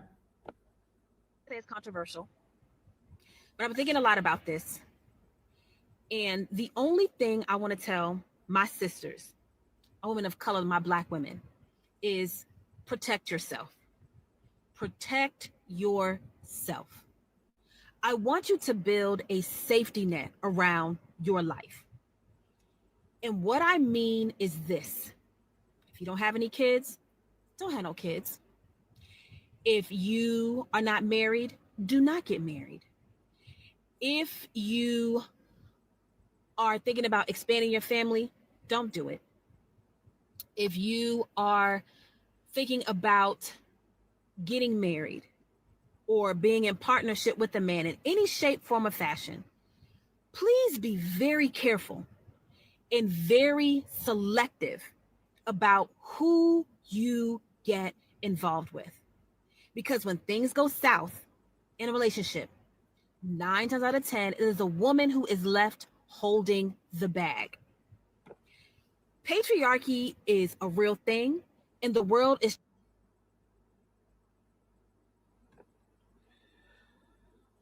Okay. Okay. Um, wow.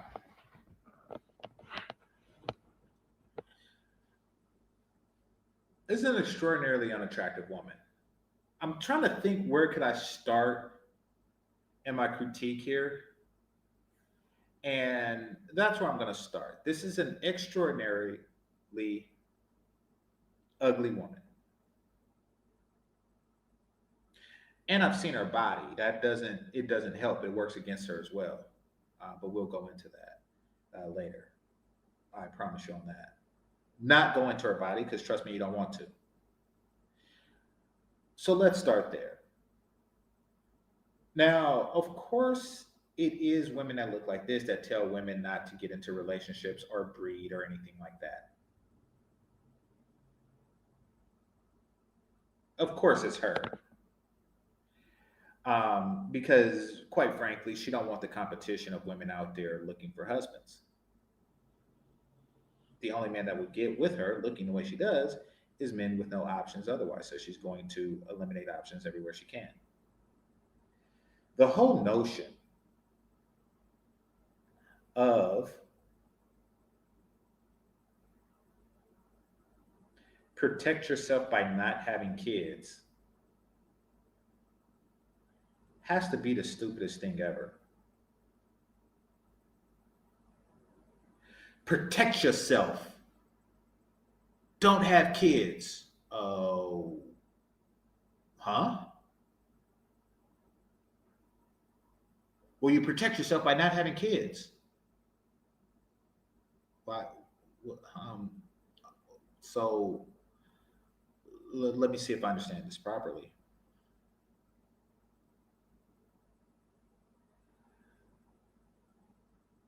A person, let's just take two women, right? Twins. And let's just call one of them April and the other one May, right? So April has 8 kids, 4 girls, 4 boys. April raises the boys to be strong leaders and raises the girls to be great wives to strong leaders. So in 20 years, you now have 4 strong sons and 4 strong son-in-laws. At this time, you're 40. And they build strong families, and they all have, let's just say not 8, let's just say they all have an average of 4 kids, 50% girls, 50% boys.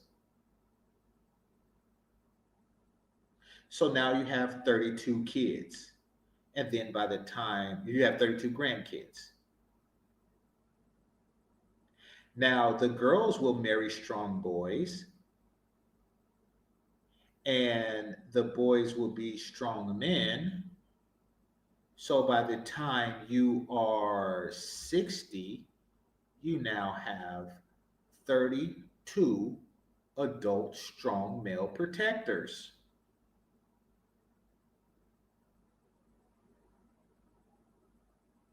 And then and let's not forget that you have the 40-year-old sons and stuff like that. Let's not forget that. But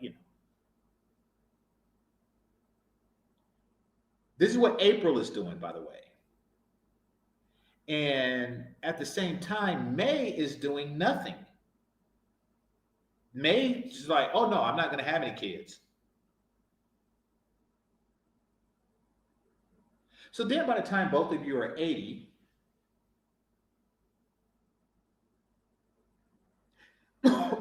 at this rate, April will have 128 strong male protectors. In May, we'll have zero. She's going to take her 80-year-old ass and go out there and try to hit a tank with a cane because she's stupid like that.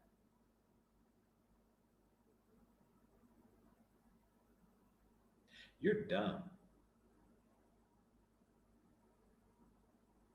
and grotesquely unattractive.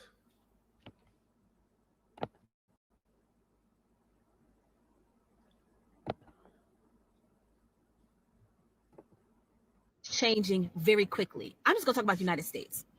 So, as we know, the patriarchy is mostly ran by white men. And these white men prop their women up and provide a certain amount of protection to these women, right? Black men. Why wouldn't they prop their women up?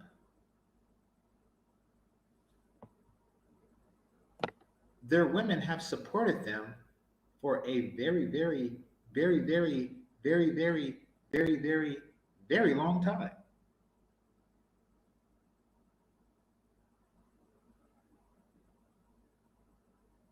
Why wouldn't they support these supportive wives and mothers of their families? They still support them to this day. Look at how many of them voted for Trump. Why would they not? Why would they betray a woman that has never betrayed them?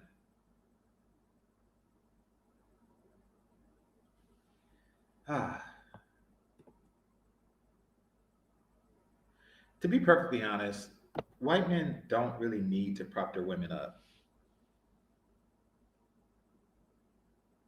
Like, yeah, exactly. The fact that they prop their men up is all the props they need. Like their actions is all the props they need. Somebody said white women prop their men. Yeah, exactly. White men don't need to prop them up. I mean, they're already propped up. Their actions prop them up.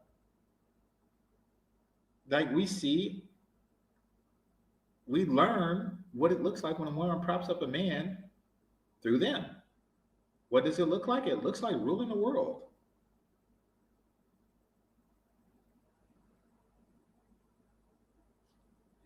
You would think so. Somebody said, but feminism is ruining that. You would think so, and then you see the results of the last elections.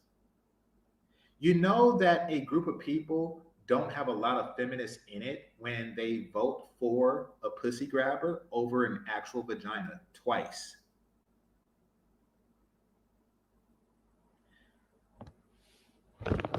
Let me point this out. I gotta point this out to you, King Picks.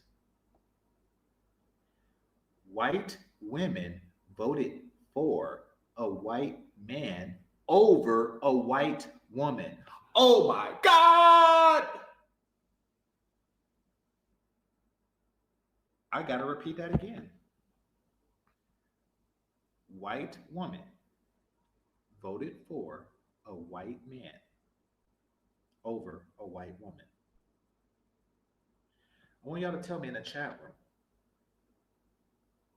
if in '08 Kamala Harris ran against Barack Obama, who would Black women have voted for?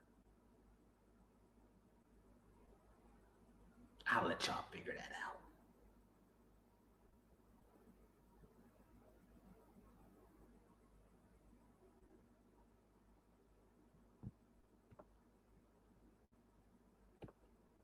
Don't have a patriarchy. And most of them do not have substantial wealth individually or collectively to influence said patriarchy, right? So they are subjected to the whims of these men, right? And as a woman, not only are you subjected to patriarchy, but you also have to deal with sexism. So do not put yourself in a position where you will lose. Just don't do it. There are so many things going on and it's happening so rapidly. And a lot. According to her, you already lost. Don't put yourself in a position where you will lose. According to you, you have already lost. If you find yourself 80 and alone and people are coming at you, then you've already lost. Of our men, and I'm not going to say all because I know how it's not all men, but when men are talking about women, they don't say it's not all women. So I'm going to say men. So many men have white ideologies, many men aligned with outdated perspectives, many men are very sexist. Many men want to align themselves with whiteness, right?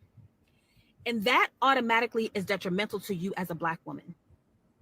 They're also enacting laws that our men can't even influence. And a lot of women, Black women, have been speaking up about this. I don't see a lot of Black men doing this. Trump, stress disorder. And somehow Black men are blamed for that. Black men can't do anything. You mean with the patriarchy that you've been trying to take down? Didn't the last woman say that Black men should not be in charge? That Black women should be in charge and everything? Well, now you have it. Now you have it. We're only a patriarchal community when the blame is to be.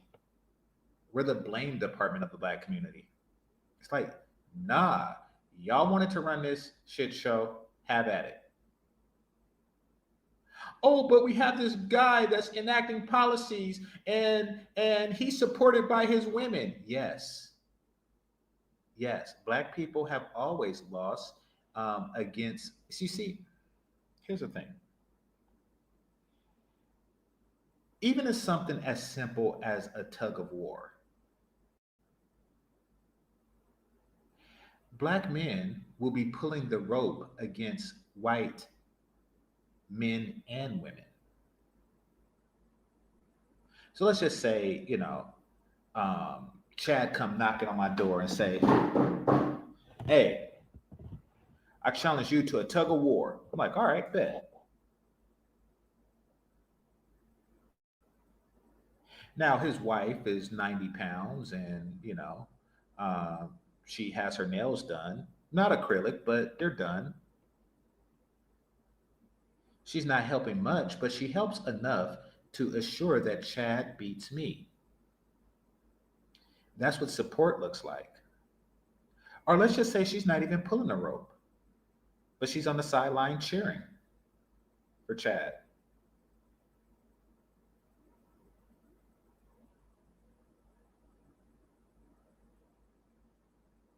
You see the difference? You're always going to lose. Well, not always, but the support of a woman goes a long way. I know Joe Blow don't want to hear it, but the Vietnamese women were very supportive and the American women weren't. That's how we lost. Vietnamese women was sucking American penis, pretending like they don't know English. So, while the soldiers was talking about, yeah, we're going to do an airstrike at 3, they went back and told their brothers, their cousins, their men exactly what was going to happen and prepared them. They couldn't have won without the support of their women.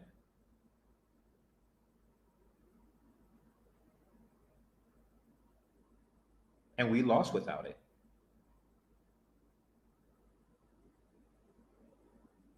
But of course, the blame goes to the men.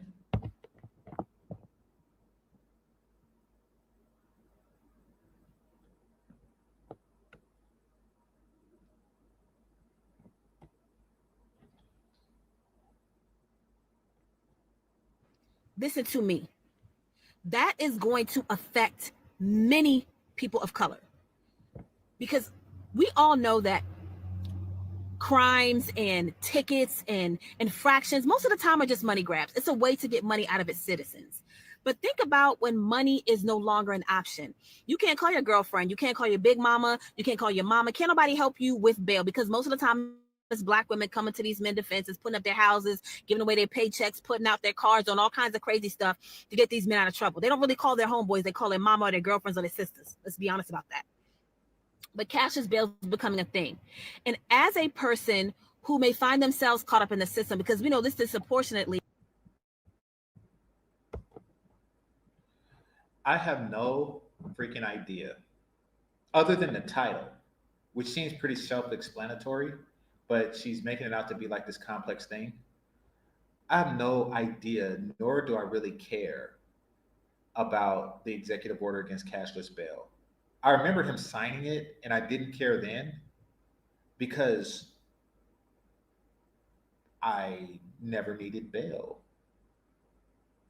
I know very few people who do. No one has ever called me asking for bail. Um, but if they did, I wouldn't pay in cash. And that's what I'm thinking cashless bail is. Like, you can't pay for bail in cash. I don't think I ever would have. I can't imagine why anybody would. Isn't bail like thousands of dollars depending on a crime or something like that? Do you just walk around to the bail bondsman with it in your pocket and say, and you just pull it out your waistband like, here you go? Is she complaining that Black people don't have bank accounts? So they just leave loved ones in jail because they can't pay for it in the money that's in a waistband or the money that's in their stripper panties? Like, what in the hell is the complaint here? If so, it most certainly is not my problem. It it is most certainly not my problem. That is weird. That is completely and utterly WTF. That she went there like, no more cashless bail. Like, she just has like a bunch of cash laying around that she just has reserved for bail. Like, oh well, now this is useless. That's weird.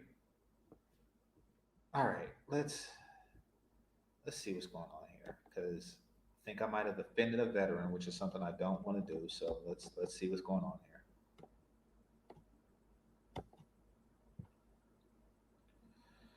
GC, I was an officer in the Army. Appreciate your service. Studied military history. Those women were going against their own men. Okay, I learned something new.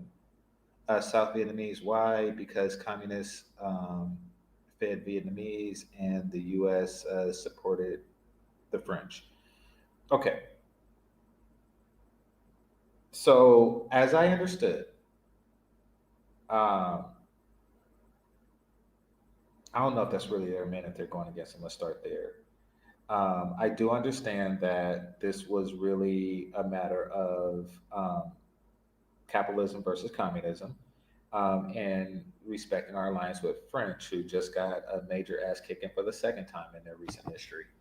So I do understand that.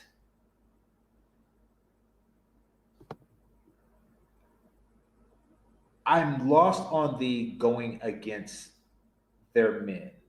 That's what I'm lost with. So you're saying that a South Vietnamese woman um, who was telling the North Vietnamese men about the actions, um, who they were giving information to the North Vietnamese men about Americans' actions because they didn't want the South Vietnamese men to win this particular war.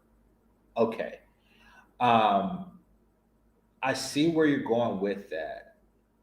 What I can say is that there's levels of foreigning. Um, and I do think that when you use terms like our men, um, they sided with the non foreigners in this particular instance. And that is, these are the ones who are most foreign to our nation. Does that make sense? Put it like this: the North Vietnamese men were more their men than the Americans were. And as a student of history, you understand that, America was given provision to entice the citizens of Vietnam, to come to their side, which is a quality of life increase, much like welfare to Vietnamese women and children. And they didn't take the bait. Black women did, but they didn't. And the reason why is because they're better women and their vagina smells better. So you can't take that from them.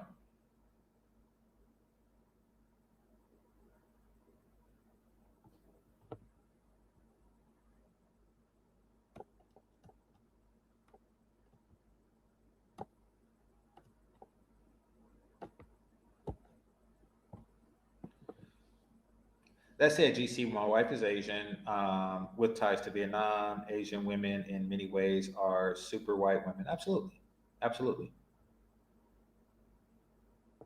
And let's not forget the vagina smell. All right, they're feminine, educated, and in all ways outcompete black women. Yes, absolutely. I don't know where black women got the whole most educated woman, but they never met like an Asian Harvard graduate that met Mark Zuckerberg in Harvard and married him and stayed with him since. They never met one of those. So, and they never really learned that a woman can be educated and supportive of her man and make sure that her son goes to Harvard too. They just never really did that. I mean, black women really get out women by Asian women, and it's like a completely disrespectful way. You know, I mean, black women are as bad at being women compared to Asian as Asian men are as bad at basketball to black men. It's that bad. The difference is that bad.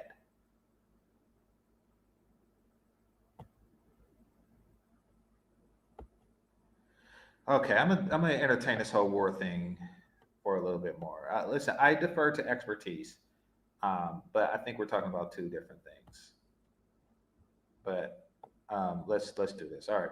During World War II, the French Vichy government worked with the Japanese. They starved the Vietnamese. American trained Vietnamese. The U.S. Was there to and support an unpopular series of South governments. Okay. Okay, hey, agree to agree. I mean, I didn't know that, so I'm edified. Thank you for that. All right, so moving on. Let's go to this one.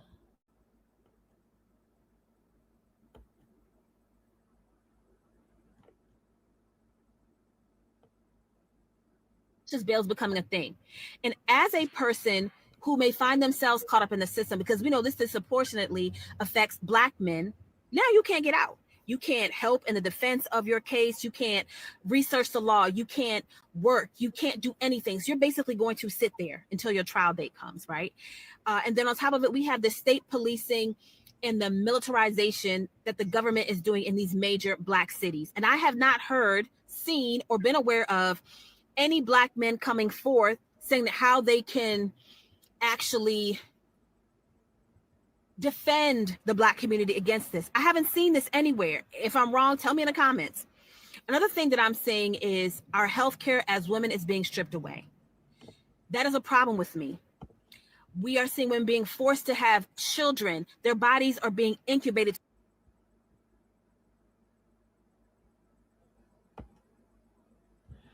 Aren't Black women? Wasn't it like Black women who was supporting the soldiers in Chicago or some crap like that? Didn't Trump say that, Black women are embracing the National Guard in Chicago? Or am I wrong?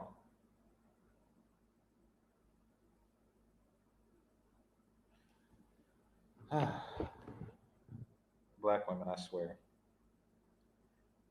They're like the bizarro Vietnamese women. Or they're the bizarro Oriental women. Or they're just bizarre.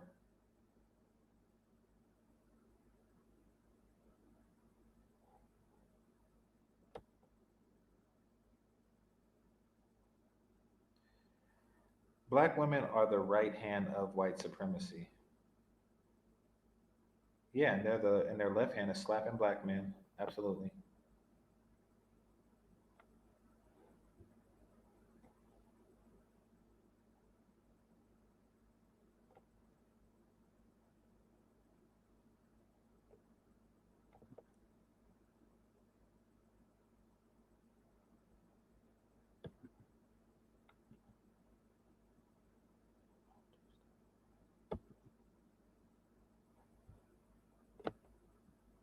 There's a problem with me. We are seeing women being forced to have children. Their bodies are being incubated to bring forth children. Like, what the hell? I'm seeing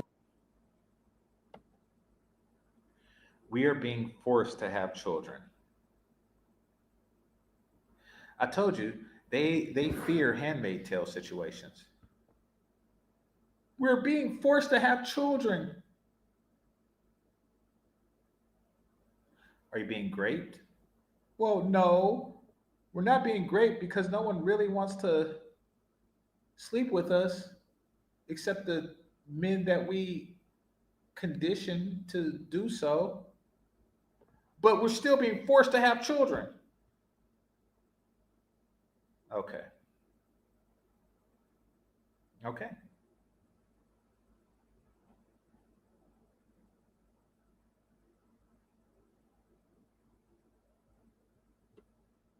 this education thing. So we know that more Black women continue their education than Black men. But now they're starting to even strip that away.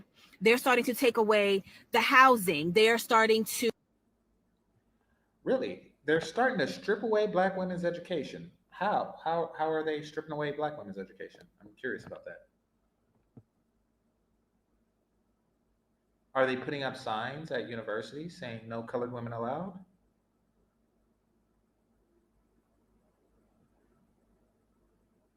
Like, how are they stripping away education? Are they taking women who already have degrees and burning them? And any record of them having degrees? Like, how are they stripping away their education? I'm curious about this. I'm very, very, very curious about this. Oh, oh,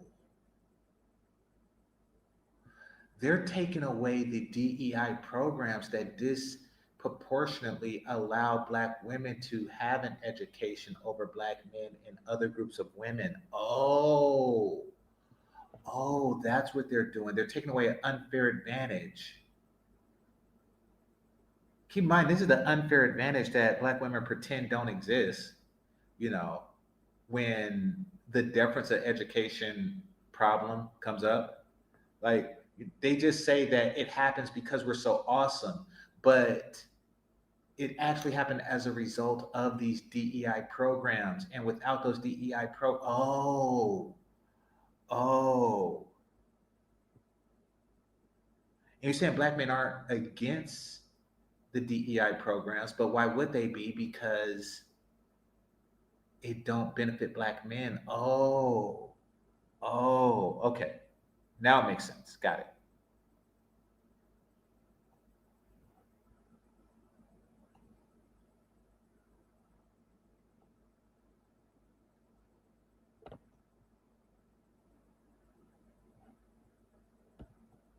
They're starting to take away the housing. They're starting to take away the food stamp program or the access to food.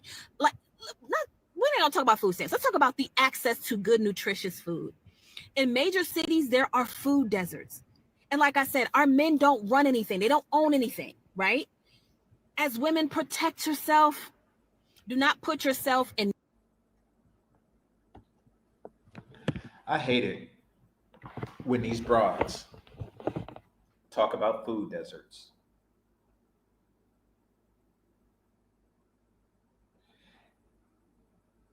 Each one of them live within 10 to 15 minutes of McDonald's.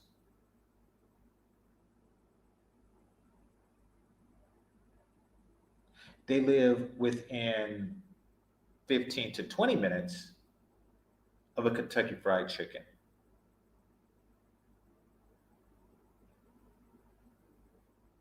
or a Popeye's chicken or a Church's chicken.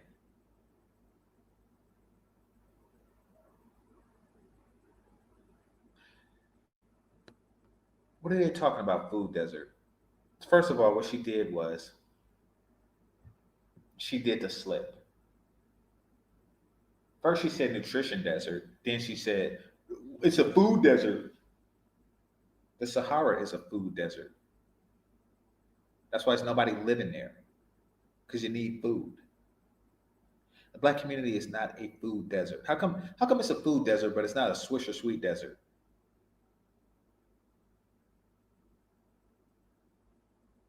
It's a nutrition desert because the people that live in it don't care about nutrition. That's why they're so damn fat. Nobody's gonna open up a health food store in a Black community because they'll have no customers.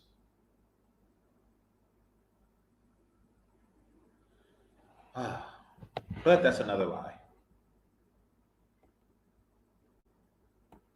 Needless situations that can cause you financial harm, emotional distress, mental stress. Don't do it. And unfortunately, our men don't own enough or have enough money to affect the patriarchy.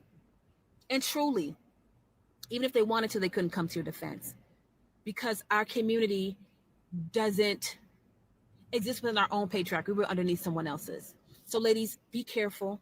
Be careful. Yeah, that's exactly what you wanted. You're upset now that that patriarchy that you chose, as opposed to your men, is reneging on their deal. See, that is the conquer part of divide and conquer. You allowed the divide, now they're coming to conquer. Get it? Got it? Good. You allowed the divide, now they're coming to conquer. You allowed the divide, now they're coming to conquer. When you think about imperialist nations like Rome, that's really what they did like all the time. They come across a tribe, that tribe naturally has enemies, as tribes tend to. They empower, in fact, it was Augustus that said that. It was Augustus that said that after Teutoburg Forest. For those of you who don't know, the Roman Empire spread to France, what we know today as France, what was called back then um, Gallia, Gaul, I think it was one of the two. But they moved to gain territory in Germany, and they found success until for about a generation until the Germans rebelled against them. And then afterwards, um, Augustus, who's Caesar's heir, he said something very interesting, especially when you look at modern colonization of places like Africa and to a lesser extent the Americas.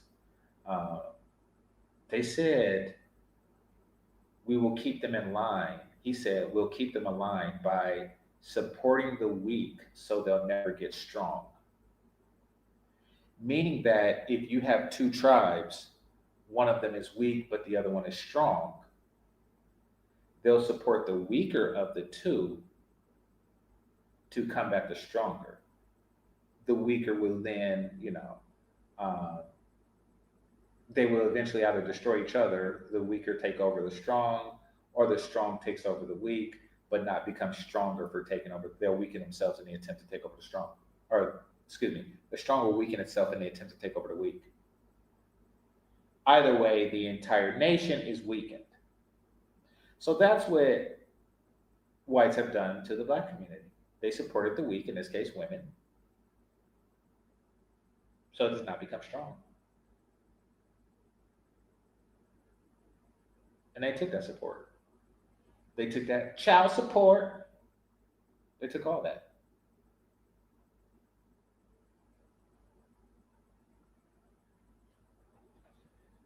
Let's see what the comment section has to say.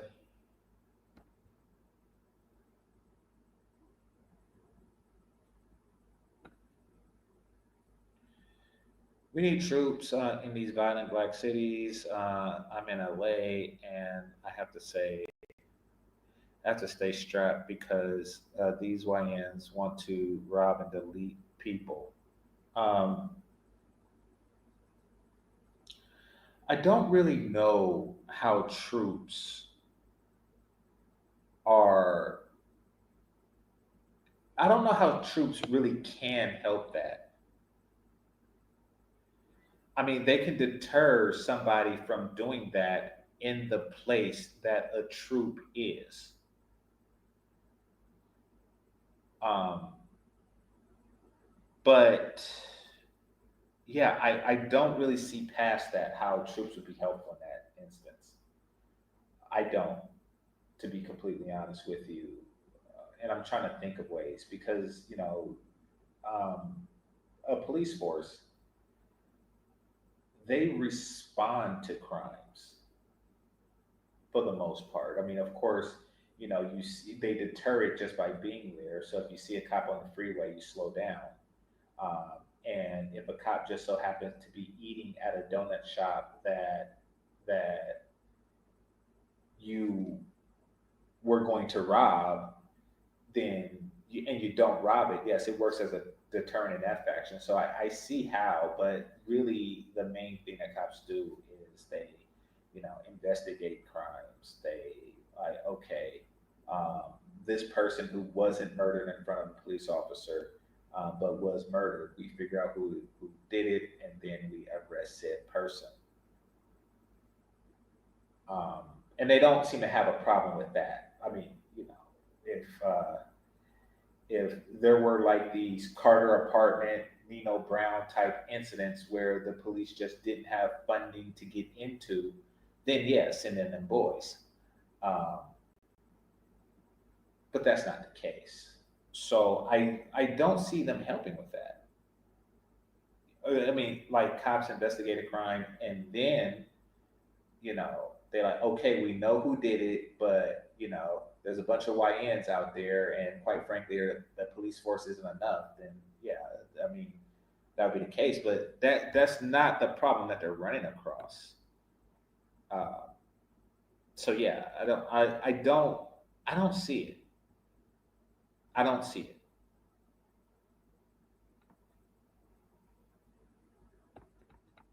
In fact, I don't really know what they're doing at all.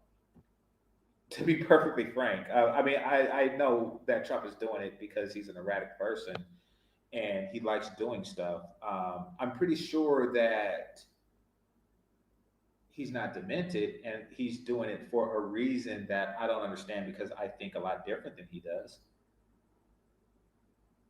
But I don't know what that reason is. I don't think any of us do. Just like a lot of things that he does. It's bullshit. Black women don't even support black men's own business. Of course they don't. They don't want black men to prosper.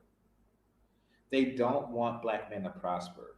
Asian women don't mind Asian men prospering because they know white women don't want to fuck them even if they're prosperous. So Asian women don't really have this whole Becky complex where they fear their Asian son, you know, becoming successful, and then the white women will want him and they'll lose out. They don't want that, or they don't fear that. Asian women do not have that fear. Black women have that fear more than anything for a number of reasons. The primary being that white women want us when we're poor, so add money to the equation, and oh my god, big dick and paper. Oh my god, so they fear that. Um, yeah, so yeah. All in all, they just don't want it to happen.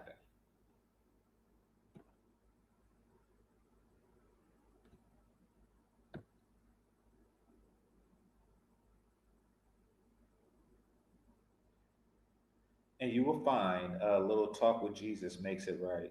Huh?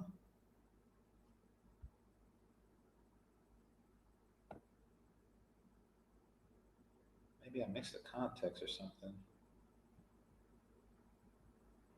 Let me know what you were saying there. I don't want to miss what you were saying. Now, when you feel a fire is a burning,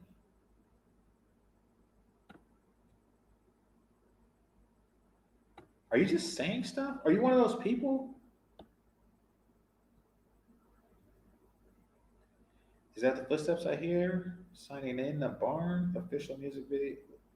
Okay.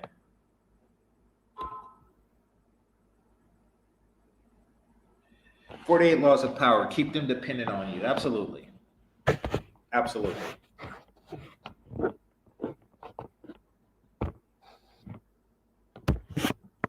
Couldn't have studied it better myself. Yeah.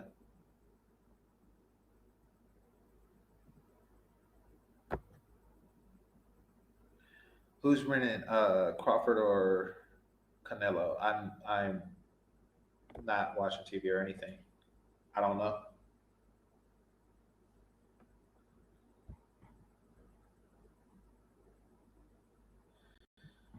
All right. I think that's it. Yeah. Careful, be careful, and build a safety net around your life. So what I'm going to say is controversial. Okay. So basically, she is just fear mongering. Now I'm gonna go to her page right quick so I can get the comments.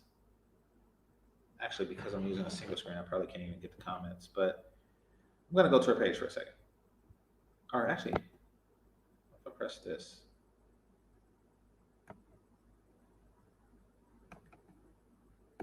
yeah, I'm not gonna fool with it. But I am gonna go to her page because I want y'all to get a full scope of what we're dealing with. The Not only are they not supportive, but they blame us for losing without their support.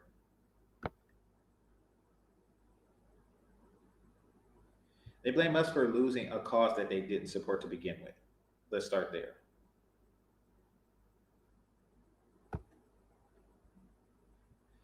But in addition to that, they actually run against any efforts that we make. They're complaining that a patriarchy doesn't exist while they fight against the patriarchy every chance they get. So we're going to look at this. Now, as I mentioned, this is, oh, she's following more people than she follows. This is an extraordinarily unattractive woman. Now, take a look at the avatar. By the way, I look nothing like my avatar because I'm not a chess piece. Take a look at her avatar. Slender, perky titty, black woman with natural hair.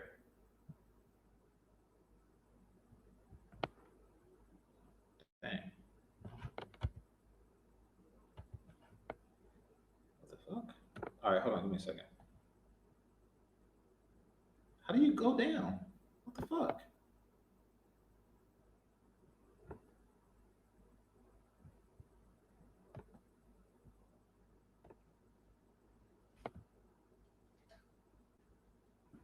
All right, hold on.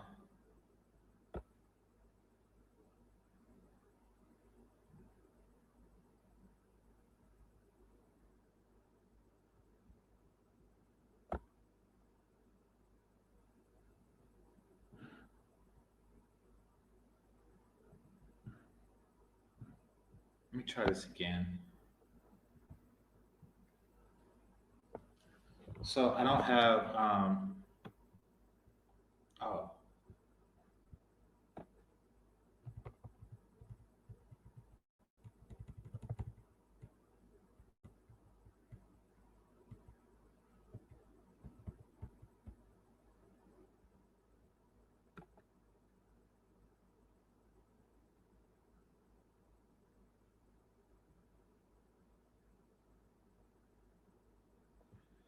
hold on, give me a second.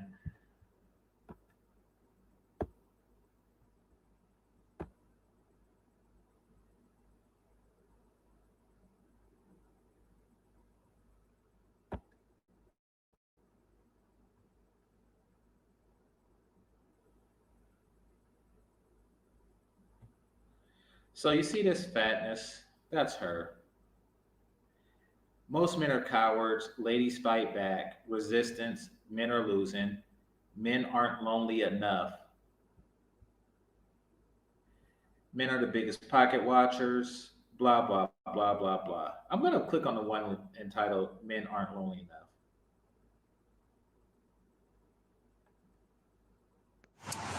I'm out here doing my walk, and if you ask me, I have come to the conclusion that men are not lonely enough. Men aren't lonely enough for me. They're just not. Men are not lonely enough. Men need to be put in isolation. I think caution tape. I think warning labels. I think anything that a man has ever done, there should be a fact sheet that is attached to this man so you know what you're getting into. Men are not lonely enough. And as a woman, I firmly believe that if you want to maintain a certain amount of safety, the further you are from men, the safer you will be. There are so many examples of this, from social media to TikTok, different shows that people binge watch. I'm looking at Love Island. I am looking at Pop the Balloon. I am looking at the Man of the Year trend. I am looking at I Am Happier Now, that trend that's going on. I am looking at different shows like Nelly and Ashanti. What the hell is going on with Nelly? That's a whole different issue. How are you jealous of your child? Yeah? How are you not willing to help parent the very offspring that you brought into this earth?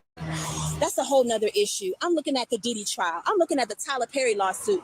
I am looking at just the most hideous and violent and villain-like and insidious and psychopathic behavior coming from men.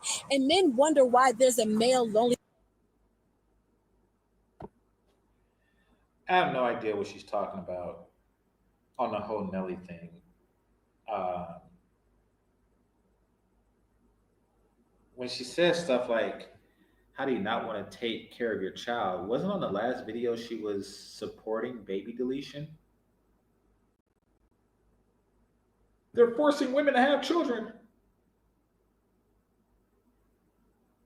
Well, I guess by that logic, they're forcing men to take care of their children. But I guess that makes too much sense.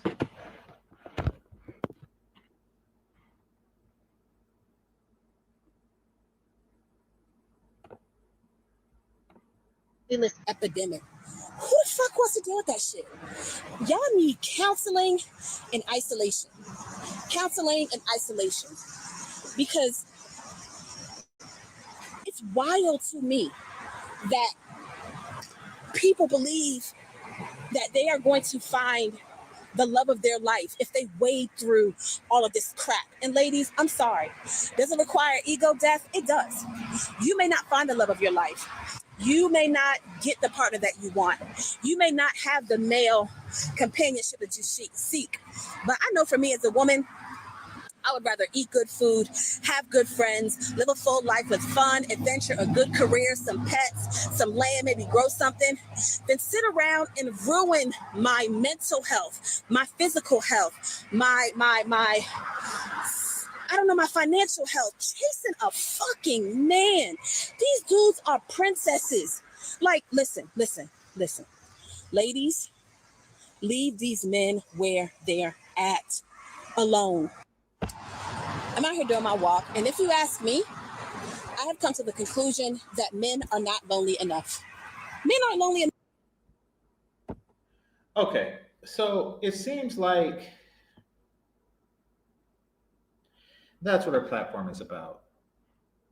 And once again, it's to encourage male loneliness in order to give her a mating advantage.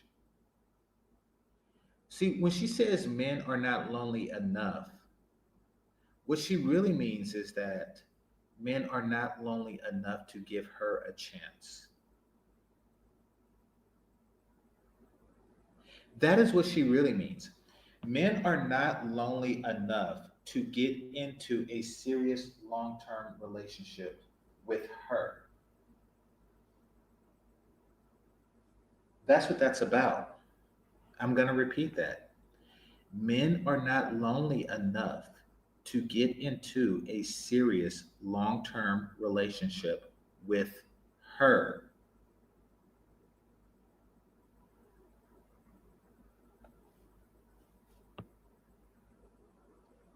I'm going to let y'all sit on that for a second.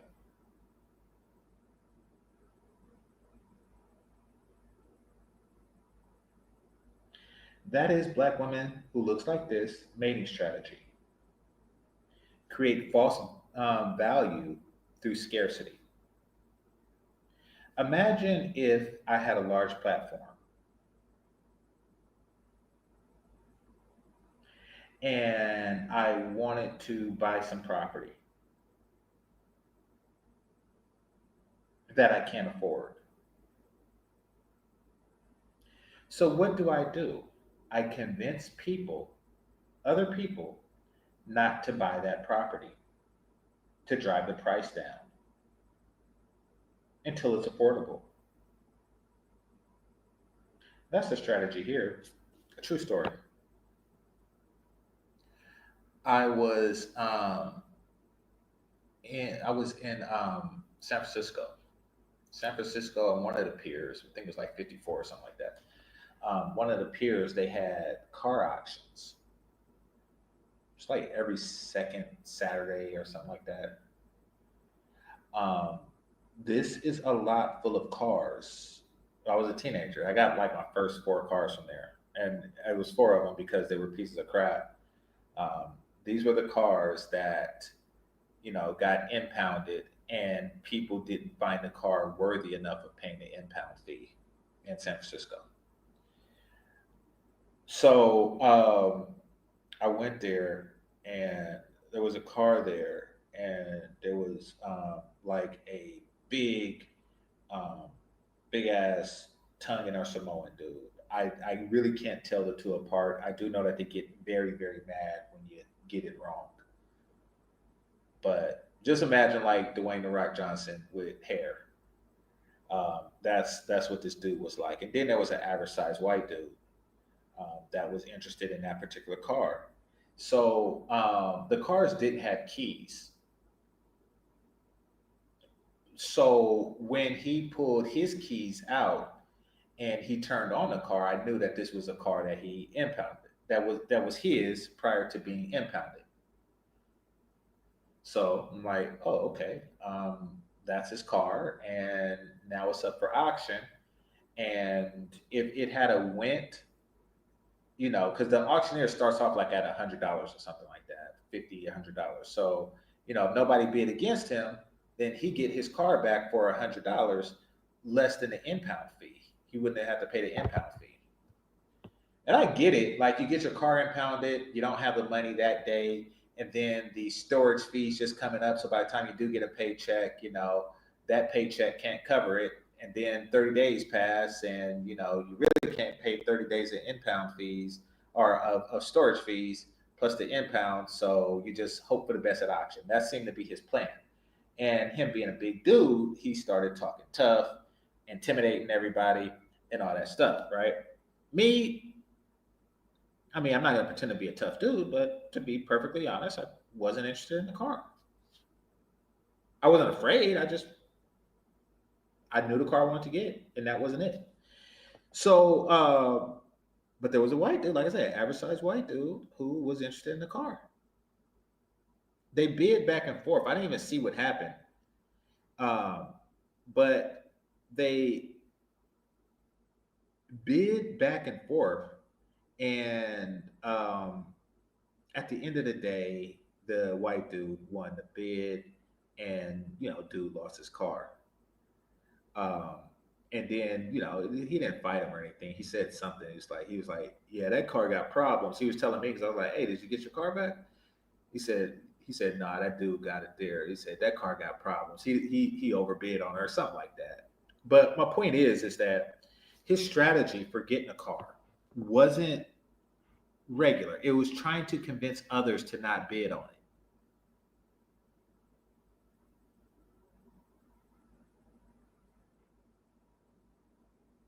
That is his method. That's his technique. It was to convince other people to not bid on his car. So that's her technique. Her technique of getting a man is to convince others not to go for men. Therefore, she can get them at a much lower rate. She don't have to be attractive. She don't really have to have any virtues other than being a woman and having the men thirsty, in this case, lonely. I'm going to talk about the loneliness epidemic before I go. Men, from what I gathered, are not lonely. Now, they are horny because men are significantly more sexless now than they were in the past in recent history, but they're not lonely per se. And that's because men do not get lonely as ready as a woman does. If men truly got lonely, they would simply seek out the company of others. Two lonely men would just solve the problem by creating some type of Beavis and Butthead dynamic with each other. Because that's how women cope with their lack of family. They get together in these girls group and go to girls trips and stuff like that. That's how they cope with loneliness. So it's an easy solution if men seen it as a problem. Women get lonely very quickly. If you don't believe that, that's why we got whippings, and the girls got their phone taken away from them because women are social creatures. They need the company of others. Men do not have as strong a need. Well, we do have a strong need for sex, and women don't have as strong a need for that. But that's a whole different dynamic. The point is that they're not lonely; they're horny. Men are. So she's trying to increase the horniness in men so they can get with her ugly ass. Anyway, I want to thank everybody that participated. State that this is GameChanger 00100. Game over. Peace.